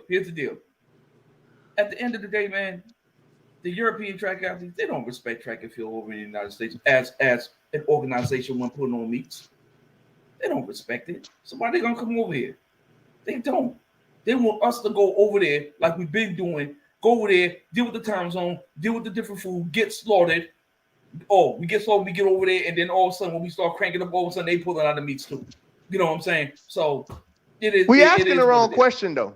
We asking the wrong question. We asking the wrong question. The real question should be, how is it that Nike's #1 sprint athlete on the men's side, #1, the Olympic champion, the world indoor champion, how is it that he's able to pull out of a meet that we've all known that the Nike family completely frowns upon? Like completely. He was wearing a Puma kit in his last race. Shut your mouth, was he? Was that a country? Yeah. Was that his country's kit? I think that's his club. I think that's okay. Oh, I was about to say Bosnia, because I saw he wore it was Bosnia, it was Puma. Right. I didn't. No. So that's the real question. How is he able to pull out? Listen. They're gonna save him because they know that the #1 guy in the wins right now is wearing New Balance. And then their top guy ain't on the contract. Their silver medalist isn't on the contract. Not at all. Fred Curley ain't under contract for Nike no more? No, sir. Oh, look, I'm not going to put that business out there. Okay, so this is a contract. Wait, hold on. It's a contract. Say it right. Say it right. He's still with Nike. Yes. But he ain't signed his deal yet. He hasn't signed his deal yet because he wants the highest paid contract track and field ever, which he rightfully deserves. I've said that. Like, anybody that can make the team in 3 different events should get 3 different contracts. You can't give me the same amount that you're giving one person that can make it in 1 contract. Oh, I need 3 of them. Him and Michael Norman. They deserve the biggest contracts. So they deserve the contracts. On Fred's mind, I got to go and show y'all that I need the money. Meaning, Marcel got to show up. I need to beat this dude. I got to beat this dude. Well, he got to beat him when it matters then. He got to beat him when it matters. But there's no better place. I can tell you right now. If you want to get your Nike money, you want to get your Nike check, ain't no better place to do it. Damn on USA's. Do it at Prefontaine. That's all you got to do. Do it at Prefontaine. That's your ticket to success right there. Them people care so much about Prefontaine. That's why it's in our contracts. If you don't show up, we will cut you, Jack. Like, no. So now, if you want to prove to the Nike people, I'm the person who should have all the money, bring it to Prefontaine.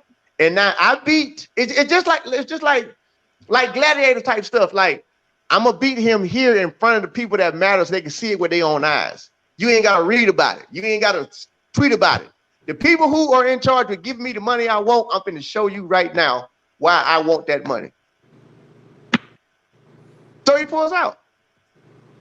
I think why? Because you gotta think about it, coach. Same thing you said. He ain't ready to run. So guess what happens now? If you lose, what happens to your stock value?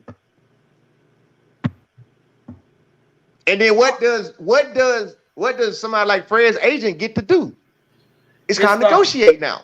His stock will drop if he loses world championships.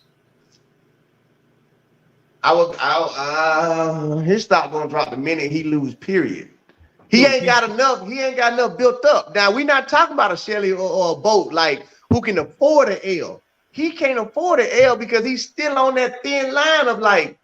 Which is wild. We don't believe you, but we believe you, but we don't believe you. Dude, the man won the Olympic title. The man won the Olympic title in that empty stadium. It don't get any more believable than that. I can argue that fact. Like he won the Olympic title. He won the Olympic title. Did he win or did the other one lose? No, he won. So everybody had a perfect race. Listen. Everybody had a perfect race. Listen, there was nothing that anybody else could have cleaned up. Listen. Nobody told Subiang to go run 983 in the damn semis. It's my show, Chrissy Cooper. That's why. Keep going. Nobody told Ronnie Baker to run 986 or 9 whatever he ran in the semis. They busted their load in the semis. That's their fault. That's their fault. So when you call that a loss, then wouldn't that be a loss? A loss to who? I lost to Marcel because I didn't do. No, you lost. Listen, you lost because he got to the. Listen, right. He lost. They lost because he got to the finish line first. Okay, that's how he won, and that's how everybody else lost. They all had the opportunity. They all had the opportunity, man. Lamont got to the damn finish line first. Period. I'm gonna give you that. He got the finish line first, so damn it, he won. He won. In hindsight 2020, if we didn't know who Marcel Jacobs was, if we didn't know who he was, dude, that race should have been between Ronnie Baker and Fred Curley. That race should have been between them. But you know what's weird? Kept his composure and he won. Who got third? You know who told me? You know who told me Marcel was gonna win? And I was like, who? Before the Tokyo even went off, Mike told me Marcel was gonna win. He literally told me. Rod just told me he was like Marcel gonna win. Like after he literally told me that he was like Marcel gonna win. And I didn't know who Marcel was. He was like the Italian. And then I went and looked him up from the Monaco meeting. I was like, okay, look, all right. And Mike was like, watch, he gonna win. Shit you not. Rogers called it. He literally said he gonna win it. And I'll be shitting you not, he won it. But again, he won it because he was clicking. He was clicking. Well, I wonder if not have his nutritionist now got anything to do with his diet, and that's why his stomach's messed up. Oh, so who do you think is going to be filling the spot in? Or what? Not going to At Prefontaine? Do you think it's going to be Trayvon, Omanyala, or I can see Omanyala. I can see Omanyala. I could definitely see Omanyala. Probably Oblique. And we need to talk well, about him. Well, he was who I was gonna get to next to close the show out. I don't see them putting Oblique in it though. Yeah, because they didn't put in Marvin Bracey when he ran his 9. Yeah. Nike still the mob now. Nike like, yeah, that's cute and all, but put his own guy who are you? Like, like we don't know, like you still ain't got a name yet. No, we can't put you in there. Not yet. We still need that. We need that. When we put that Prefontaine list out, we need all researchable names that gonna say team, middle. You ain't got that, you're not getting Michael Norman doing anything? He's running the quarter. He's doing so he's now that's a race. That's a race. Somebody just said Michael Norman. Somebody said Michael Norman the 100 now. How? He's in the quarter. Man, TB PhD. I don't know. Yeah, what's the source? I would like to find out. Okay, all right. I need y'all people to understand something. Michael Norman cannot jump in the damn 100, or else he's gonna get the Fred Curley treatment and get his money snatched. They put him in last year. Right, but it was after the fact. Hold on. Time out. His obligation for the quarter was filled. That's what I didn't know he was in the quarter already. So if he's already in that, he's not. You're only going to do one event at this meet. Right, and he's not going to jump in the 100 because it's still a diamond league meet, so they're not going to let you do more than one. Right. He's not going to jump in the court. He's not going to jump in the court the 100, knowing that he's obligated to run the quarter. He's not. Well, now Nike would let him though, because why? What you mean? Why? I would like to see him in the 100 to go race Fred Curley again, because they just raced in the 200.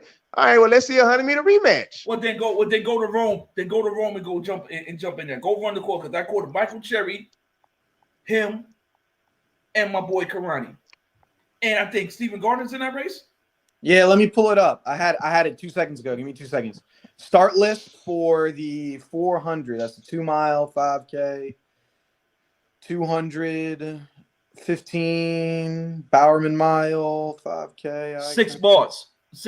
Thanks for the info. You say Glenn Mills. Here we go. I got it. And him leave the country. This is who it is. This is who's in the 400 for Prefontaine. Michael Cherry, Bryce Dedmond, Karani James, Will London, Michael Norman, Vernon Norwood, and Jareem Richards. Those are the. I want to see that. I want to see that. I'd much rather him stay right there. I'm curious to see how Karani and Norman is going to match up.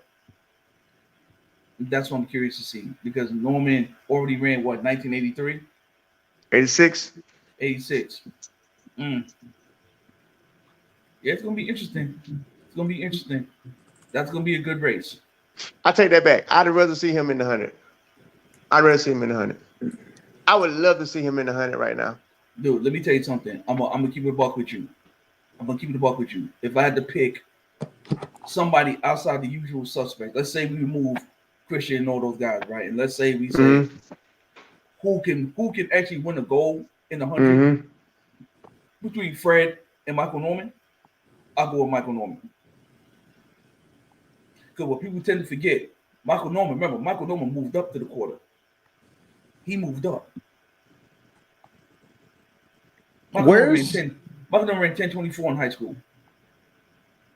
He spent more time in the 200 and the 100 than he did the quarter. That's a great debate for another topic because I think we could spend some time on that one because I completely want not because of Fred, because I know my boy too. No. Yeah, I'm telling you, because Michael Norman does something better than Fred Curley does. Michael Norman has better running technique than Fred Curley. Fred Curley needs his time on the track because he has noticeable backside mechanics. Noticeable. Michael Norman doesn't. Michael Norman's a freaking machine, bro. And so is Fred Curley. But if I had to put them in the 100, if I had to put them in the 100, which one got the faster PR?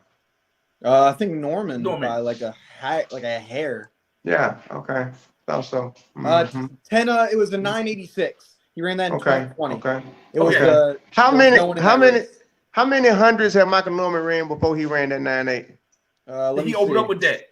I don't know, like in life. Yeah, like in life. Oh, in life? Oh, he's been running since 20. No, he's been running.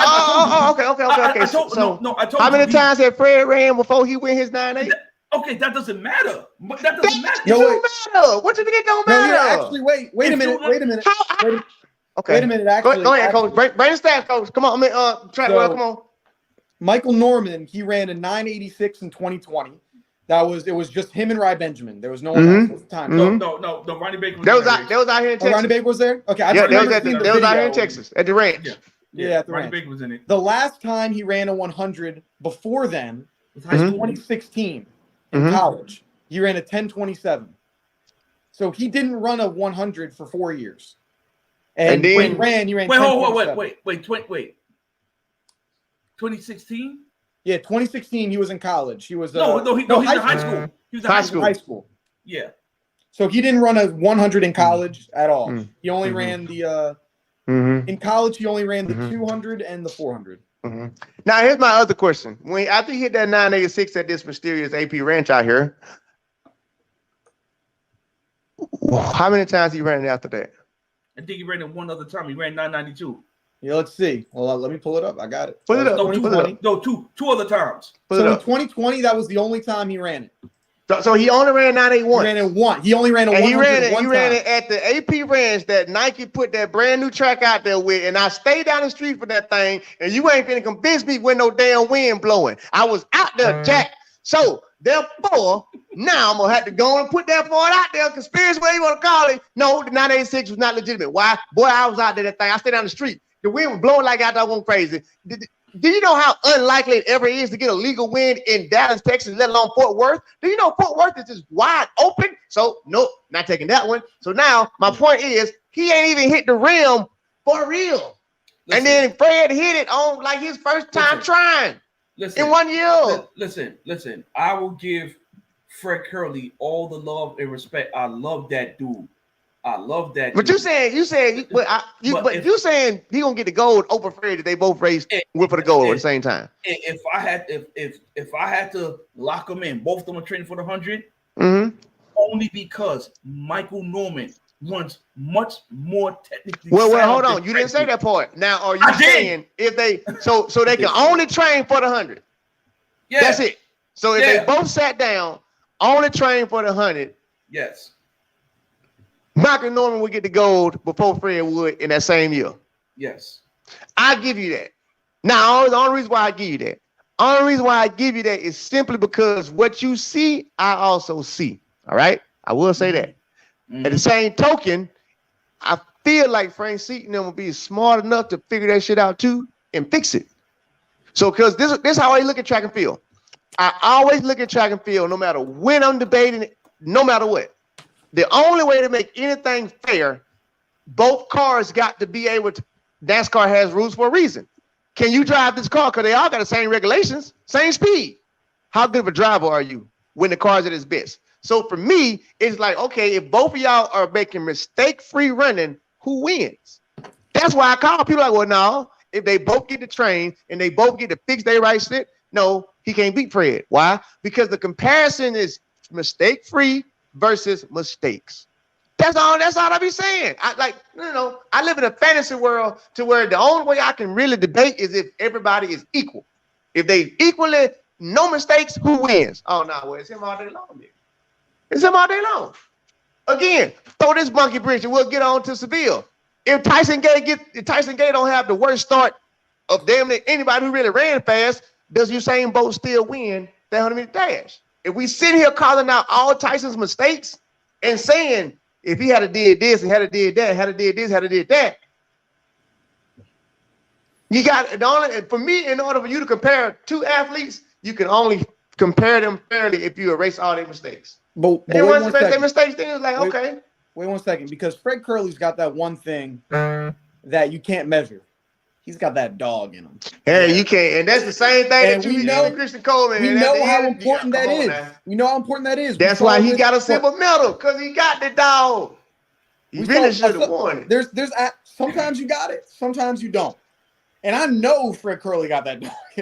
Yeah, I ain't saying Michael Norman don't, but if they going head at it on some Rocky and Drago stuff, I'm gonna have to say Fred Curley, Rocky, man. They both training for the same thing. Listen, the only reason why I say that Michael Norman will beat him in the 100, and now people may say, "Oh, coach, you crazy," or you comparing something that's completely, scientifically different than the other. If you watch when Michael Norman beat Noah Lyles, and when you watch Michael Norman run Fred Curley to the line, what was the one thing you noticed in that race? He came off that curve before everybody else did. He came off that bend before everybody. Now you put that kid on the straightaway, dude. I've seen some of his USC practices when Coach Carroll was there, and I'm telling you right now, that's not fair. Then that's not fair. That's not fair. Because come on now. Because his curve, the way he run a curve, you gonna tell me that to be his fast 100? Listen. If you could stomp a dude out like that, imagine what you could do when because we all know science and physics. You can't run full speed around the bend. It's just scientifically proven. That's what I was about to get to you on. But if you understand that Michael Norman is a natural sprinter, and it goes back to the mechanics. Dude, Ray, we've watched Fred Curley run time and time again. Fred Curley's mechanics holds him back. Fred Curley, when he starts pressing, he starts running behind him. Michael Norman don't run behind him. Everything's in front of him. He's moving on the ground. Fred Curley's leaving all his time behind him. And that's why I give you this. His 984 was impressive because the fact that he literally left a 976 on the track. But mechanically, he's flawed. And when he fixes it, now we're going to have a different discussion. But until then, that's pretty much what I'm saying. Until he fix it, dog. If him and Michael Norman start training for the 100, man, he Michael Norman's food, bro. He Norman's food. Okay. I know about all that. I tell you, we're going to have a whole other show on that. Listen, we're going to have a whole other show on that. Listen, the 200, they can go back and forth. The 200, they can go back and forth. In the quarter, listen, Fred Curley owns him in the quarter. Owns him, which is ridiculous to even think. He owns him in the quarter. But that 100, I don't know. The 100, that'll go to him. That 100 will go to Norman because Michael Norman runs more technically sound than Fred does. Quick, to go back to the original point real quick. Yes, was sir. Who's going to fill up this spot? I was looking in all of pre. I wanted to check because there was a name that I didn't see. Noah Lyles. He's not running at pre. There's no men's 200. He's not running in the 4. He's not in the 100. That's who it's going to be. That's USATF Golden's boy. He's like the face of men's sprinting. He's in every single ad for USA Track and Field. You know it. Come on now. Don't act like you don't see him in every Team USA ad. That man's going to be at pre. He's the golden boy. Yeah, he is. He's in every ad. Besides that, that's not the point. That's not the point. You know, the point is that it's going to be a bad pick. When people left out, if you want to fill the lane in, who they would actually pick? Is Bracey in the race? No. Okay, Bracey's in the race. No, okay. that's not a bad pick. Actually, I'm okay with that pick too. I'm okay with that. That's who it feels going to be. I would actually like that. Ariana said, but he's running 200, right? Arian, yeah, he's typically he's not going to do any. He's not going to do a 200 till USA's. No. I heard he's in the 200. No, Arian's in the 100. There is no men's 200. There is no men's 200. It's only a women's 200. Gotcha. And it's because it's not Diamond League, because the US 200 is not in the Diamond League, so they don't do it. I got you. All right, so Seville. So he can't run because somebody just said that his coach won't let him out of Jamaica right now. Why do y'all think that would be a case? And then I want to talk about how he's running right now. Let me tell you why. The Jamaican, and this is coming from a man who is a naturalized Jamaican. Me. They are looking for the next hero. Think about it. Asafa's done. Bolt's done. Freighter's done. Nessa's done. You know what I'm saying? The other guy that was in the camp with Glenn Mills. Blake is holding on to his last leg. You know what I'm saying? He's done. He's almost done. They have to tread lightly with Oblique. They have to. You think he ready? You think he ready to race everybody else? I don't think so. No. This is his first sub 10. Right. He's 21 years old. It's his first sub 10. Right. Give him time. Right. First sub 10. This is the first sub 9-9 since 2016. Usain Bolt. The last person that's named isn't Usain Bolt in Jamaica to run a sub 9-9 was a sub 10 was Johan Blake back in 2017. That's the last sub 10. So it's like was it? No, I'm sorry, 9-9. Sorry, sub 9-9. My bad. So Usain Blake ran. He's been running 9-9. So you gotta be careful, because if you start dishing out too much, then this guy that's running fast times, you don't want to mess that up, in my mind. So basically, y'all don't see him like being at Worlds or nothing like that. No. He was at Olympics. The Worlds. Yeah. Well, I mean, like, let me make sure I say it right.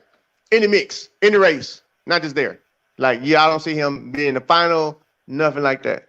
He made the semis at the Olympics, and so I have to give him. And he ran a 10:04. That was before he's ever ran a 9. So like, he'll be in the mix. He'll be like, what? 8 people make the final.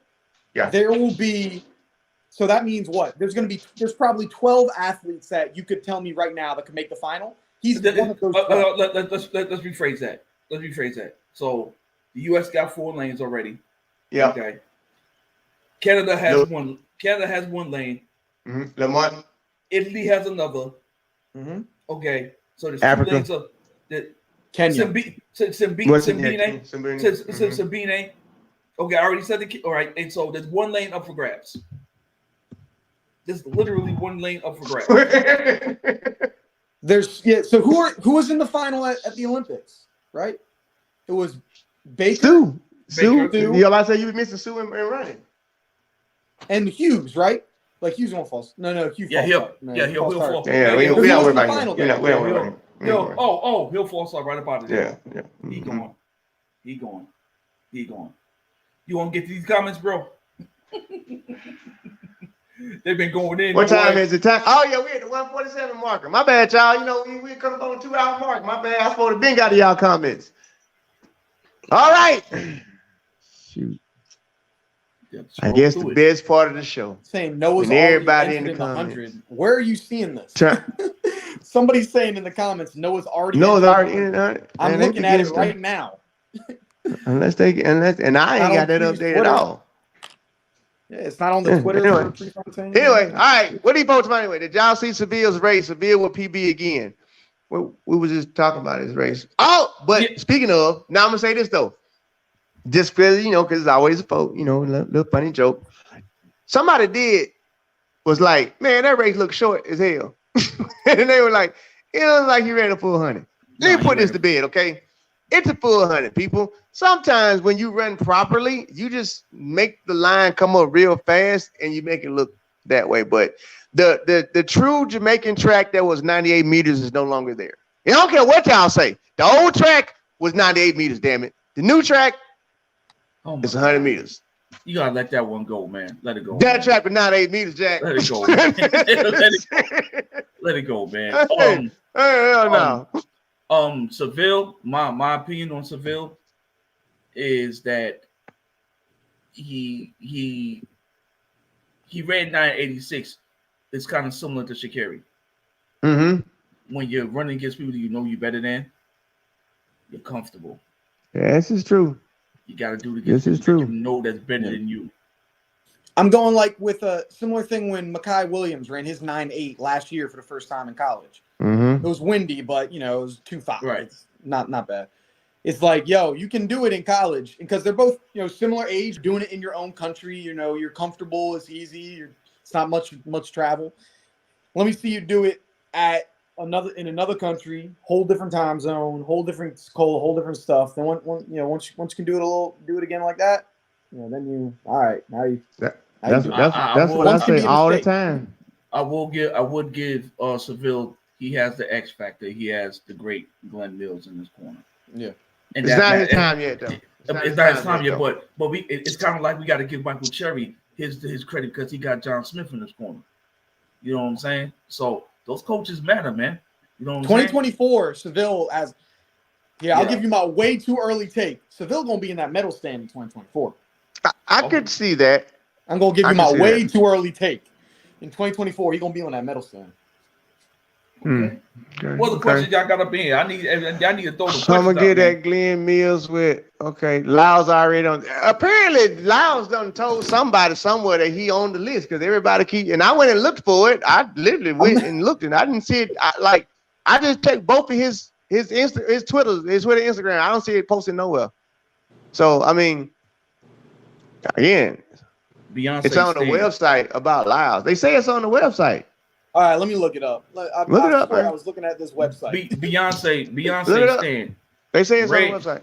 Hold on. Beyonce stand. Ran Lamont. Sha'Carri posted a pic today from Saturday today and has 64,000 likes. She's the queen of track. She's the queen of track and field. Bump Shelly-Ann's medals. Okay.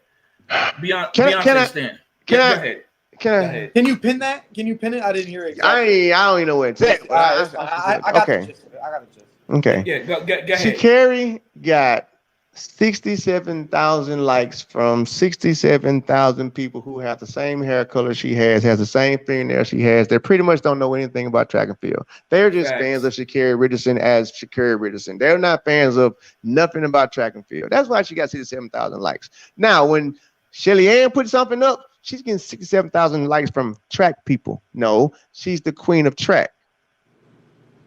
That's not Sha'Carri. Those likes are not coming from track people. And that's not a knock on her. That's no knock on her. That's where you want to be. You want that outside love, the outside money. But 67,000 likes came from about 57,000 people who probably couldn't even tell you who won a track meet last week. So, no, it's not the same whatsoever at all. She's not the queen of track and field.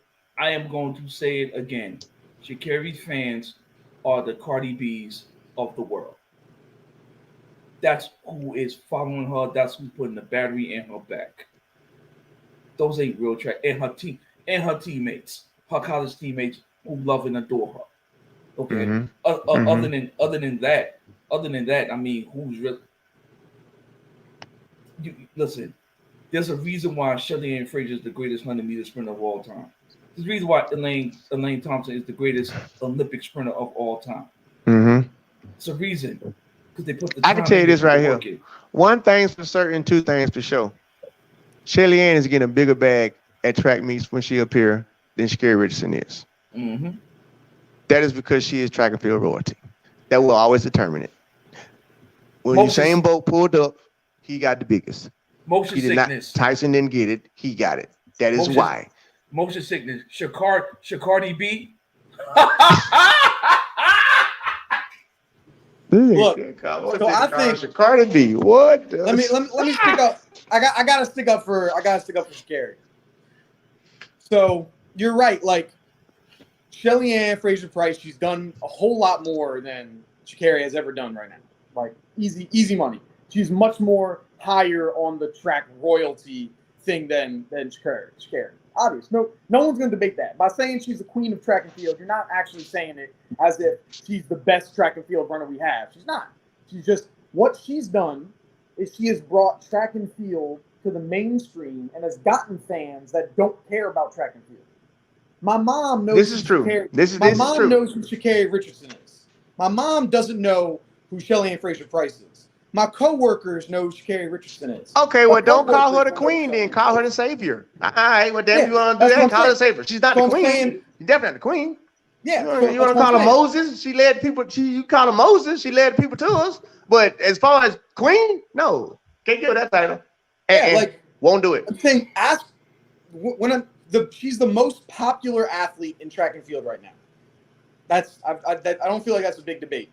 But Shelly-Ann Fraser-Price is obviously like her accolades and what she has done is much greater than Shacarri Richardson. But just based off popularity, I mean, yeah, you got people that don't know track and field at all that know who she is. I'm gonna get to that question. Hold on. Yeah, because apparently they wouldn't know when I did the history test. They wouldn't know for the history lesson. Hold on. Let me deal with this. Okay. Mm-hmm. Sometimes all popularity ain't good popularity. She got popular because she broke a rule. No, she was popular before that. She was popular before that. She got more popular after the rule, but she was pretty popular. But she was popular before that. That's why people cared. Oh, my bad. My bad, because she had Her Magic City outfit every time she would run. The blue head, the nails. You know, I mean, she had 1 million followers before that. She didn't have any before that. Right. All right. Look, so the Shacarri B look, okay, that's what she was doing. Shout out to Motion Sickness for the name, okay. She brought in a certain type of element that, quite frankly, I could do without. Okay, but 3.1 million people like it, and so she's still the most popular. But she didn't get those followers until after she broke a rule. She had a lot of them before. No, she didn't. Dude, go back and go do the research. All her following came out after she got busted for smoking weed.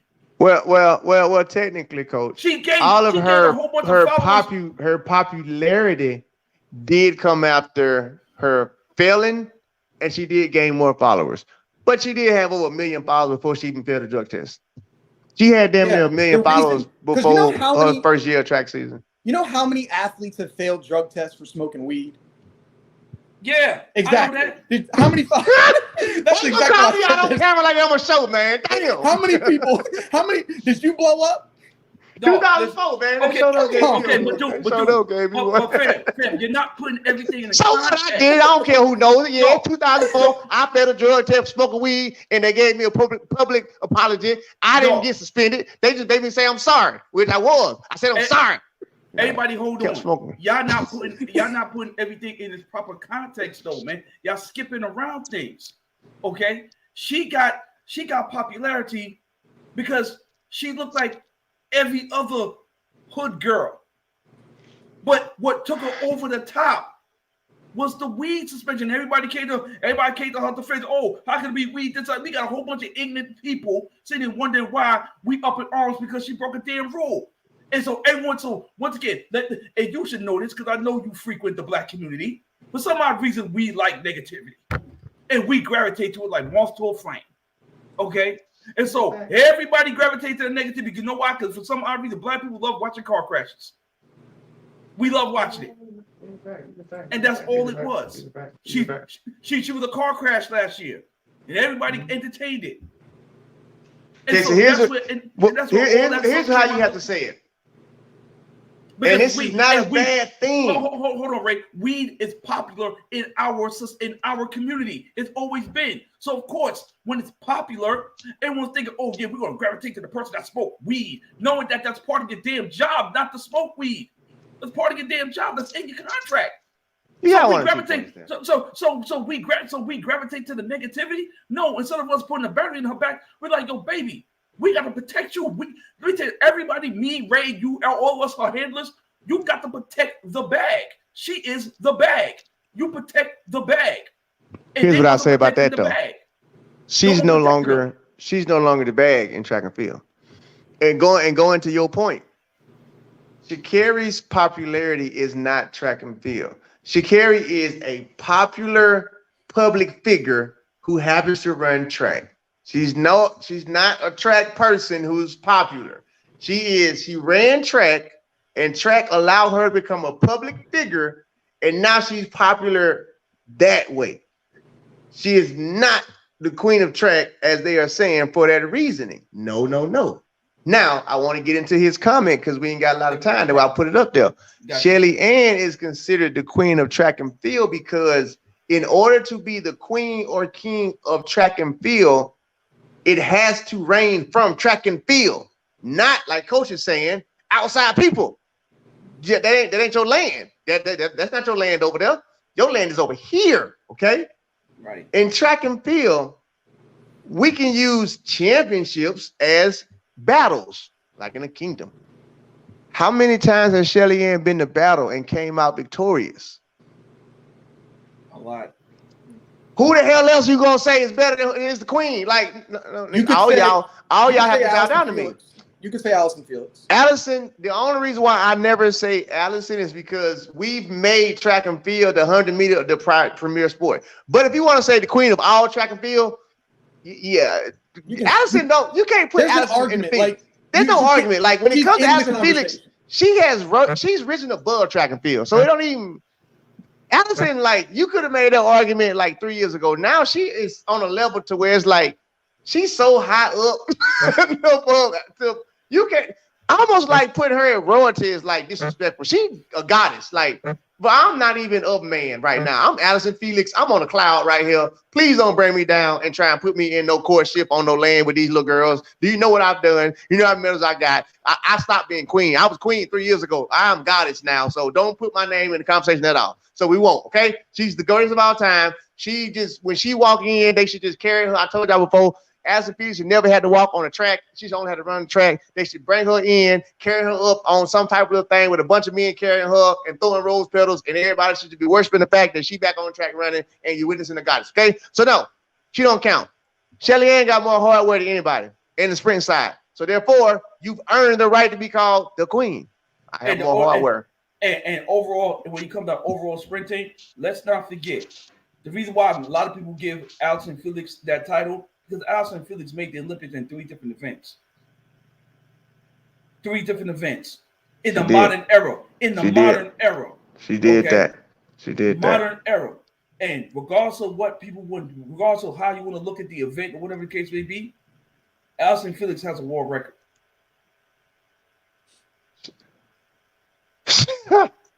Well, Allison Felix has been medaling outside of her first year and the year she didn't finish the race.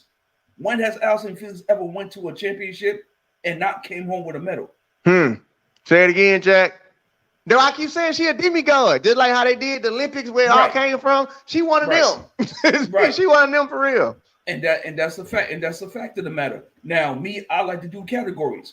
No one ever is going to debate me who's the greatest 1-2 Olympic sprinter on the women's side ever. Elaine Thompson got that joint locked up because she did something. I go with that. The greatest 1-2. I can give you that.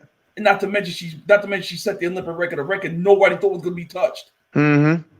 Right, and then she runs the second fastest time ever ran in history. What many is trying to consider she's that got to be 4 out of 10. That's a good question. 10 fastest times. That's a good question. Somebody put up though, because I don't even know that. That's a good question. Individual gold medals, they're tied. Overall, I think it's Allison relays. Yeah. That's a good question. Because they both have 1 Olympic gold medal. It's individual. I go with that. Yeah. The world does. Yeah, the world. Oh no, ain't nobody ever forgot about her. I ain't forgot about who. Okay, we just let her live her life because you know what I'm saying. She don't retire, but I ain't never forgot about V. Veronica Campbell Brown is one of the greatest female sprinters to ever grace the track. Ever. Now, if you want to talk about that's somebody you could never take off no big boy, like at all. Like, Now, if you want to talk about a singular event, I rank her number 2 under Marie-Josée Pérec. I can go with that. Because she dominated the Olympic field in 04 and came back in 08. And even when she was on her last leg in lane 1 or lane 2, she came home with a freaking silver medal in the 200 on her last leg. On her last leg. She was running on E. She still ran under 22 seconds. At her advanced age, after having a baby, all this other stuff. So damn, she ran last year. She did? She still ran. I thought she retired. I did too. Yeah, she ran 11.17 last year. All right. She's done now. Yeah. Oh, maybe she did. She did run last year. She sure did. Right, but she's done now. I think it was at one of the Miramar meets too. You know, we cannot act like Jamaica didn't have some that don't have 4 of the greatest sprinters to have ever graced the track. Mm-hmm. The great Marlene Ottey is the matriarch of Jamaican track and field. She's the matriarch. Okay. Then you gotta go with Shelly. Then you can argue between VC and Elaine. You know what I'm saying? You can argue between the both of them. Either way, either or. Marlene is sitting here, and her 3 disciples are sitting right here. So, and that's not a bad thing. That's not a bad thing to be a part of. Not at all. Not at all. Jamaican women have definitely did their thing over the years when it comes to sprinting. We will not deny them that fact whatsoever. Now, the only issue, if you really want to get technical, the only reason why I wouldn't put Marlene Ottey above Shelly, above Shelly and Elaine is because Marlene don't have any gold medals. They call her the Bronze Queen for a reason. Now, she did run 21.8 indoors. She still owned the world record in the 200 and 21.8 indoors. This is moving. Most people can't run 21.8, period. At all. On the oversized. All right, y'all. We giving y'all 5 more minutes, and then we're gonna go ahead and do what we do and shut this thing down and do another quick little wrap up. Shelly won bronze in Rio. Yeah, she did. What? Give me Flojo Gwen. Oh well, hold on. Let me hold on. I like that. You already know Beyonce staying. Team America, Jack. So Flojo, Gwen Torrance, Evelyn Ashford, and Gail Davis to do what? What is she asking us? I don't know. I'm guessing saying like the top 4, her top 4 sprinters. I'm guessing. Okay. Because that's what we was talking about. So unless you bring up something completely different. All right, now let me tell you something. The greatest American sprinter is Evelyn Ashford. The greatest American sprinter is Evelyn Ashford. The greatest. I'm not arguing with you. Oh, okay. Ever. I thought okay. Number two. If we're talking. Who your number 2? Let me see. We talking just straight 100, 200? Yeah, I guess so. 100, 200 meter combo. Number 2, Gwen. Let me tell you something, man. Gwen was the dog before the dog was being cool. Where you got Marion at? You just really on some petty stuff tonight, ain't you? She ran though. She still ran. Yeah, you have Marlene Ottey all up there. Yeah, she still ran. You can't have Marlene Ottey up there if you're gonna have Marion up there. Come on. Let's be better here. Like, Queen. We put everybody in the pot. Who I got? All right. If I had to go with Marion's after Gail Davis. Wait, I ain't hear Flojo yet. Where's she? Flojo had 1 hot year. Flojo's at the bottom of the list, bro. Okay, so where? She's like 7th, 8th. Damn, so Flojo ain't even 7th and 8th. So Flojo ain't even in your top 5 female sprinters? Nope. US wise? Nope. For the US, she ain't in your top 5 at all? Nope. Mine neither. Where do you have Jetter? I got CJ ahead of her. I got CJ like number 5. Yeah.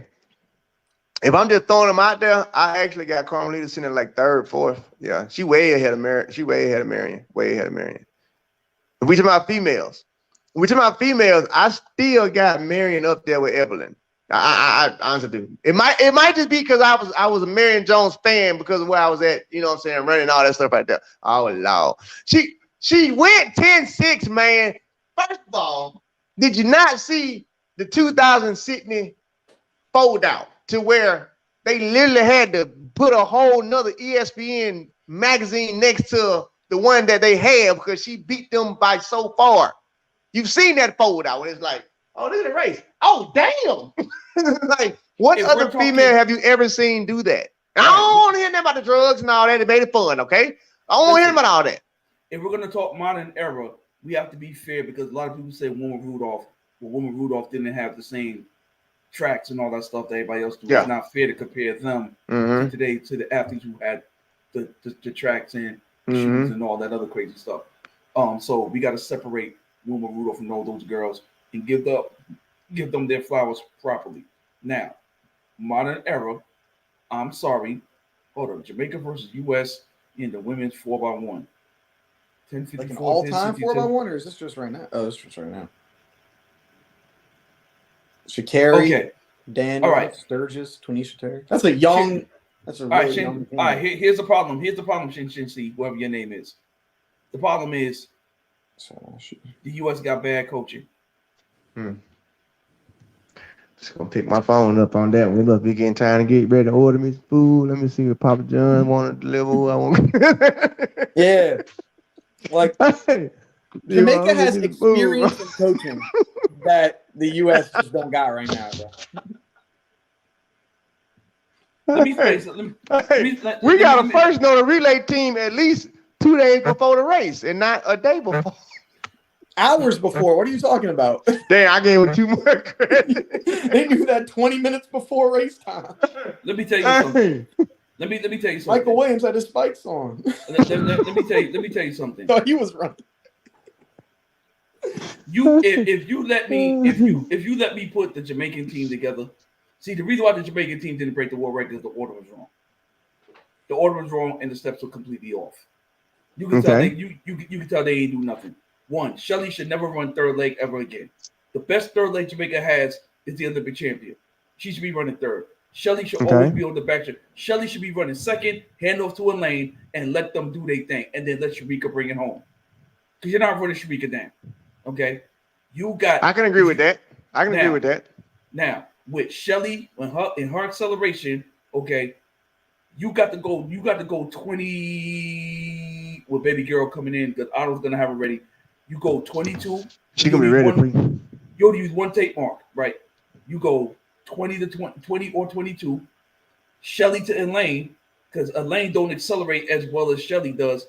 You go 22, and then with the way she builds up, you go 23 between her and Sharika Jackson. That stick moves around the track. Boom, that's 40.5. So basically, you saying they're gonna break it this year? If they do the steps right, Who they leading practice off? both. That's Brianna. Yeah, Brianna's gonna probably end up leading off. Unless Kimber Nelson shows something. Let me tell you something. One thing I know about them Jamaicans after they come out of college and they go to Jamaican trials, they run like crap after the Jamaican season is over. They run like crap. I would personally switch Shelly-Ann to fourth, but I don't think it's Yeah. I think she's a great angler. Sharika cannot pass a baton. She only take. She's horrific passing the baton. Shelly can pass and receive a baton. Yeah. When is she messed up the batons? Huh? When is Sharika messed up with the batons? You could tell. You can just tell by the way she pushes out the zone, and you can tell how her hand moves. There's a lot of it's the eye, man. I got an eye for that. Leave her on anchor. She's fine. It's kind of like Tori Bowie. The reason why Tori Bowie wasn't going to be on the relay, they had to put her on the relay in Rio. They had to. If Tori didn't do what she did, they break that world record in 2016. They break the world record. Yeah, that handoff was horrible. Tori's the reason why they didn't break that record. Tori's the reason. Now they also the reason why they ran. She's also one of the reasons why they ran 41 flat, but she's also the reason why they messed up. They didn't break the record. Her handoff, she turned around, and boom. Also another secret. The world record is 40 what? 40 point. Was it 4084? 4086? The record should have been 40. The record should have been 40.5. Something y'all don't know. And this was told to me, and I can't tell you who told me, but it was somebody that was in London. Carmelita moved the steps in and messed up the pass. She did it herself? Yeah. Okay. She went against the steps, she moved it in. I mean, I was told that too, but I also was told that they came from her coach. She wasn't supposed to move the steps because they no. Let me say it again.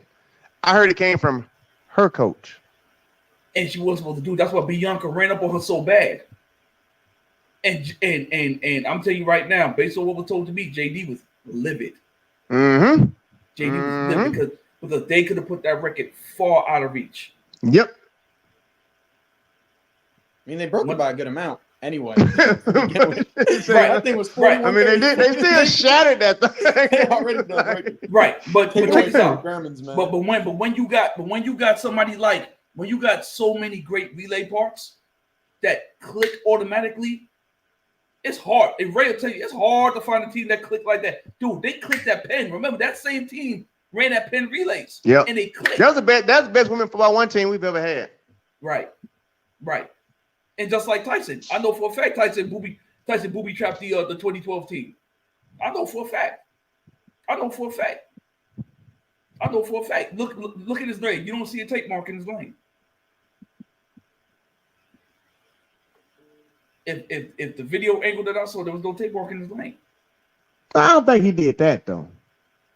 But I tell you right now, he booby trapped the team because he still had an issue with Gatlin trying to take his shine back in 2008. Yeah, he didn't want to take the stick from him. He didn't want to take the stick from Tyson. He didn't want to take the stick from Gatlin. Not at all. But that's information for another show. Right. We don't hit that 2 hour. I really was up here ordering my pizza, man. I don't know if y'all paid attention, but I was for real. That was a lot of time to order my food, man. I ain't got that to eat, man. Did we pick who's winning pre? This is the last show before pre. There's no better time. Go ahead. Who's your pre? Run through the I already told y'all the women. Run through the events. Elaine, so you say the win. All right, let me pull it back up. Mm-hmm. So we'll do the 100. It's okay. I do see Noah Lyles there. So apparently he was there. I just must have missed it. It's Ronnie Baker. Shout out to everybody in the comments that was saying that he was there. Hey, one of y'all really petty told my where's Crayvon Gillespie. Boy, y'all I saw that. Y'all need to stop. I need to see that Crayvon versus Bracey race at some point, man. But it's right. The 100. Ronnie get melted. Ronnie Baker, Kenny Bednarik, Marvin Bracey, Christian Coleman, DeGrasse, Fred Curley, Arian Knighton, Noah Lyles, or whoever they pick Lamont's replacement to be. Ooh. This one may shock some of my fans. This one may shock y'all, but I'm actually going with Christian Coleman for the win. After his 10-11? Yeah, I'm going Coleman for the win. I have my reasons. Later on, when I do the pre-show, that's cute. The pre-show, I have my reasons, but right now I got Christian Coleman. Sneaking out. I got him winning it. I'm going Bromell. Bromel's not in it. Bromel's not in it. Got info. Bromel's not. Okay, unless you're making an announcement. Now, if you put that out there, then I'm having my change some shit up. Yeah, I'm about to go another 2 hours. So you put that. Fred Curley's in it. Yeah, Fred in it. I'm going with Fred. I'm going with Coleman on this one. I'm going with Coleman on this one. I'm going with because I think he needs a big win. This guy needs a big win because I've been on his side. This guy needs a big win. Marvin Bracey. Oh my! See, I took him off. Now I got to put it back on. He hasn't had a big win. I took him off, and now I got to put it back on. I think he needs to get one, so I'm gonna go with him. Oh my god! Now I'll say this: can win it without a doubt. Without a doubt. I call cap again. I said can win it without a doubt. I'm going with the person who has the most to lose. Christian Coleman is now facing the exact same thing he was facing at Melrose. You can't lose. It's the same thing we were saying about Lamont. You can't lose. You can't. You're not in a position to lose right now. So that's why I'm going Christian Coleman, because sometimes that dog will, if it's a regular meet now, or even shit, he did indoor. I'm going Christian. I'm gonna go with Christian because he has to, literally, because he has to. That's the same thing I said the last time. He was like, he gotta win. Like, look, you can't. He has to pull this one off to get back to where people will say, okay, that's Christian Coleman, because he on that verge of people saying, man, he might be his old self. I mean, because we questioned when he came out of Melrose, he beat Bromell. And then we questioned a little bit when he was at indoor, he damn near won it. So now it's like, yeah, he ran in Tokyo, but he about to race again.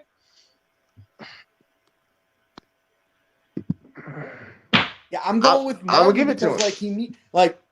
He needs to, if he wants to be in that conversation to medal at Worlds, I think he needs to win this race.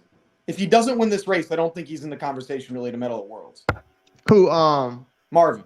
So I think he's got a lot to lose because he's like he wasn't able to compete at the Olympics because he got the I don't think Marvin has anything to lose because Marvin, he ain't, I think he's actually the person to sit in the best spot. Listen. I just think Marvin got to make the team, but I don't think he got to win now. Listen, Marvin gets picked on by everybody on Twitter, and I'm not about to pile on. So I'm gonna be nice and just say no, Marvin's not gonna win. That's my pick. That's why I got the cap. I had to put him back on. I'm taking him off, and you maybe put him back on. All right, well, you can put him back on once he wins. We'll see. Okay. All right, y'all say so. All right, that ain't. All right, I got Fred. Who's winning? And the 200s on the women's side, right? Yeah, give me a sec. 200 because all the way at the bottom here. That's pole vault. 800 high jump, 100 hurdles, 400 hurdles. It sucks that we're not seeing what's his name, Warholm going up against. Nah, he said he ain't ready. I know he's not gonna do it, but no, I want to show up anyway because he's not getting paid. Yeah. Here's the 200 for the women. Brittany Brown, Desiree Bryant, Tamara Clark, Desiree Bryant, Shelly-Ann Fraser-Price, Kambuji, Miller Weibo, Prandini, and Tikwa Scratchan and Sturgis. Prandini. She didn't make the team in the 200. She made it. She did. She made it in the 1. She made the 1 and the 2. Oh, she made it in the 2? Yeah. Okay, I thought that. Perdini.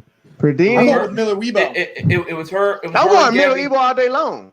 Yeah, wait, hold on. Oh, Shawnee's in the race. My bad. Shawne, my bad. Shawne.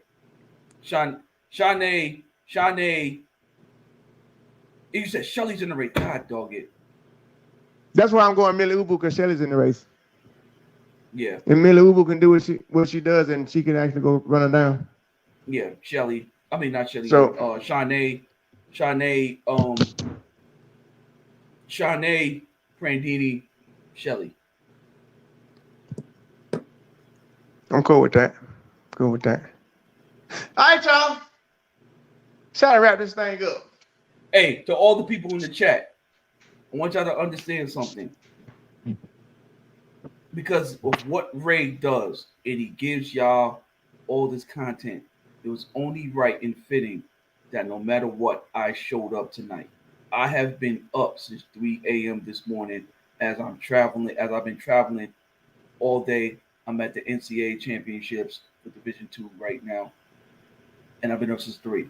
But there's no way on earth I was gonna miss this show tonight. So, but we did it for y'all because Ray had some of the most loyal fans in the world. So we got to get back to y'all, man. So we appreciate all y'all that shows up weekly and hear us go on about the sport. And shout out to Track World News. I don't think y'all understand what type of stuff he does for the sport behind the scenes, man, and the content that he creates and the insight that he brings. I thought I knew track and field. He knows track and field as well. And it's great to have somebody that I can actually pull some information I might have forgot from and grow with this content that Ray put out there, man. So shout out to Track World and everything that he does as well, man.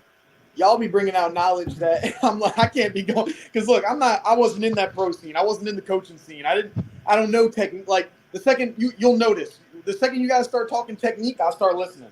I don't know. I'll be the first one to let you know. I don't know diddly squat about that, but y'all, bring it to the forefront. I hear about it, I understand it, and it's good to know. Quick question with the D2. Wait, I know since you may not want to. If you got an athlete in the race, you ain't got to mention it. But Azamati, do you have someone in the 100 for the men's 100? No, he just missed the cut. Azamati. Oh, your guy. No. He missed the cut. Okay, so what do you think? What do you think we could see from him tomorrow this weekend? The finals is supposed to be 77 degrees. I know he's gonna probably He's gonna probably try to set the meet record. 9.8. And I think he's gonna get 9.8? it. Yeah, he's gonna run about 9.8. And here's the deal: this track is like open. I'm gonna take a video and I'm gonna send it. I'm gonna put it on. It's like the ranch. It's like the ranch down in Texas. Perfect. Perfect example. Perfect example. That's what it is. Yes. 981. Right. So for all y'all in the chat, y'all need to look at the Division II championships. This kid from West Texas, dude, the funny thing is the plane that I flew in on to get to Grand Rapids, they was getting off. That dude's put together, man. This is the first time I've seen him in person. Like we was just two ships going across the sea at night. And I'm looking, I'm like, yo, damn, he's like, yeah, he's for real. Like, he's the real deal. And he got a teammate. He had a teammate that broke the collegiate record. Well, the altitude thing, they added more time to it, but he technically ran the fastest hurdle time ever. So they got nothing but record breakers on that team, man. That's so it's gonna be interesting to see what them and A&M Commerce does, because Commerce don't have the firepower that they do, but Commerce seem to beat them every time they line up. What about Ashland? Trevor Bassett now. He's only doing the 400 hurdles. Only the 400 hurdles? Oh, okay. Only 4, yeah, because he's a bigger picture. He can legitimately make the team. Yeah, he can make the. And he's coming off a hamstring issue, and they don't need him. They ran 39.62 without him, which is scary. And those guys have no coach, because they're I'm not gonna put them. Yeah, I'm not gonna put their business out there. They're holding it. They got that extra motivation this year. Right. That extra motivation. Right. Coach Judd, God rest his soul. He passed away, but then they lost a spring coach. I'm not gonna put his business out there out of respect and for the coaching game. I hope the young man lands on his feet and he'll be back. You know what I'm saying? And we're here for you, bro. You know what I mean? So yeah, Ashland's running for a bigger purpose. Yes. Got some dogs, man. Yeah. Asmati might make that final. Asmati gonna make that. Asmati might be that extra person. That might be that eighth lane. That eighth lane that you were talking about. And Ghana might be the eighth lane. And Ghana doesn't have a trial. Yeah. It's just That means he doesn't have to go to Ghana unless he got to go to relay camp. He's not gonna have to run from this month until the World Championships. Right. Yeah. No, and he got what's his name? He got coming up games this summer too, though. Don't forget about that. Yeah. So, it's midnight, man. It is. Hey, as always, that's what I be trying to tell y'all, man. When we get on this show, it's like we be on a phone call, and then it's like me talking to two of my best friends about track and field that don't know nothing about track and field, like debate me about it. So that's why he got all his caps on. Hey, Dazzle, I saw your comment earlier. Hey, but as always, y'all, we appreciate y'all. I truly appreciate y'all too, because without y'all, the show would not be as good as it is now. I can assure you that the wrap up would not be as good as it is, because we're able to all bring a different version of it to this show, and we all are able to bring some type of knowledge and information that at the end of the day, that's the reason for this show. Like, yeah, we talk, we have fun, we debate, we do all this and do that, but fans do get a chance to learn something, like tonight, like the good question about who has more medals. Okay, so now we know that, and then that's why I truly appreciate when Track World News come on, because he's able to give you guys those direct dates, those answers and stuff. Like, I didn't know Shelly-Ann did that last year, but it was a good debate about it. Had no clue. If it wasn't for him, there's a lot of stuff we would not know, because he is definitely the statistic person when he comes on here, and I appreciate that. I appreciate Coach. I always appreciate your insight, because you're still heavily into it, as in the actual sport. We're on the outside of it looking in at you, because you still get to be there and see people race and participate in it. So truly appreciate you for that. We appreciate all of y'all, especially the ones that are in those countries to where it's 5 a.m. now. It's 4 a.m. And y'all, sun coming up, and y'all still be up on here listening to us. So we appreciate y'all. So, as always, until next Monday, hopefully we will have some crazy stuff to talk about at Prefontaine. And as always, with my Jerry Springer outtake, love each other. And regionals is going to be popping off too, and that's going to be another. Oh, yeah, regionals. Oh, yeah. Y'all two showing up going to be going at it. Y'all two somewhat showing up going to be going at it. Oh, for those asking in the chat, for the NCAA Division II, you got to go to ncaa.org, and they'll go to the championship drop down box, and they'll lead you to where they're showing the meet. I'll do the best I can to find it and trap it. Last thing I gotta say, we hit over 450 when I was talking about Sha'Carri. Yeah. Because you want me to answer that? You want to know why? Just let me have this. All right, good night, y'all. Good night. All right. I'll see y'all Monday.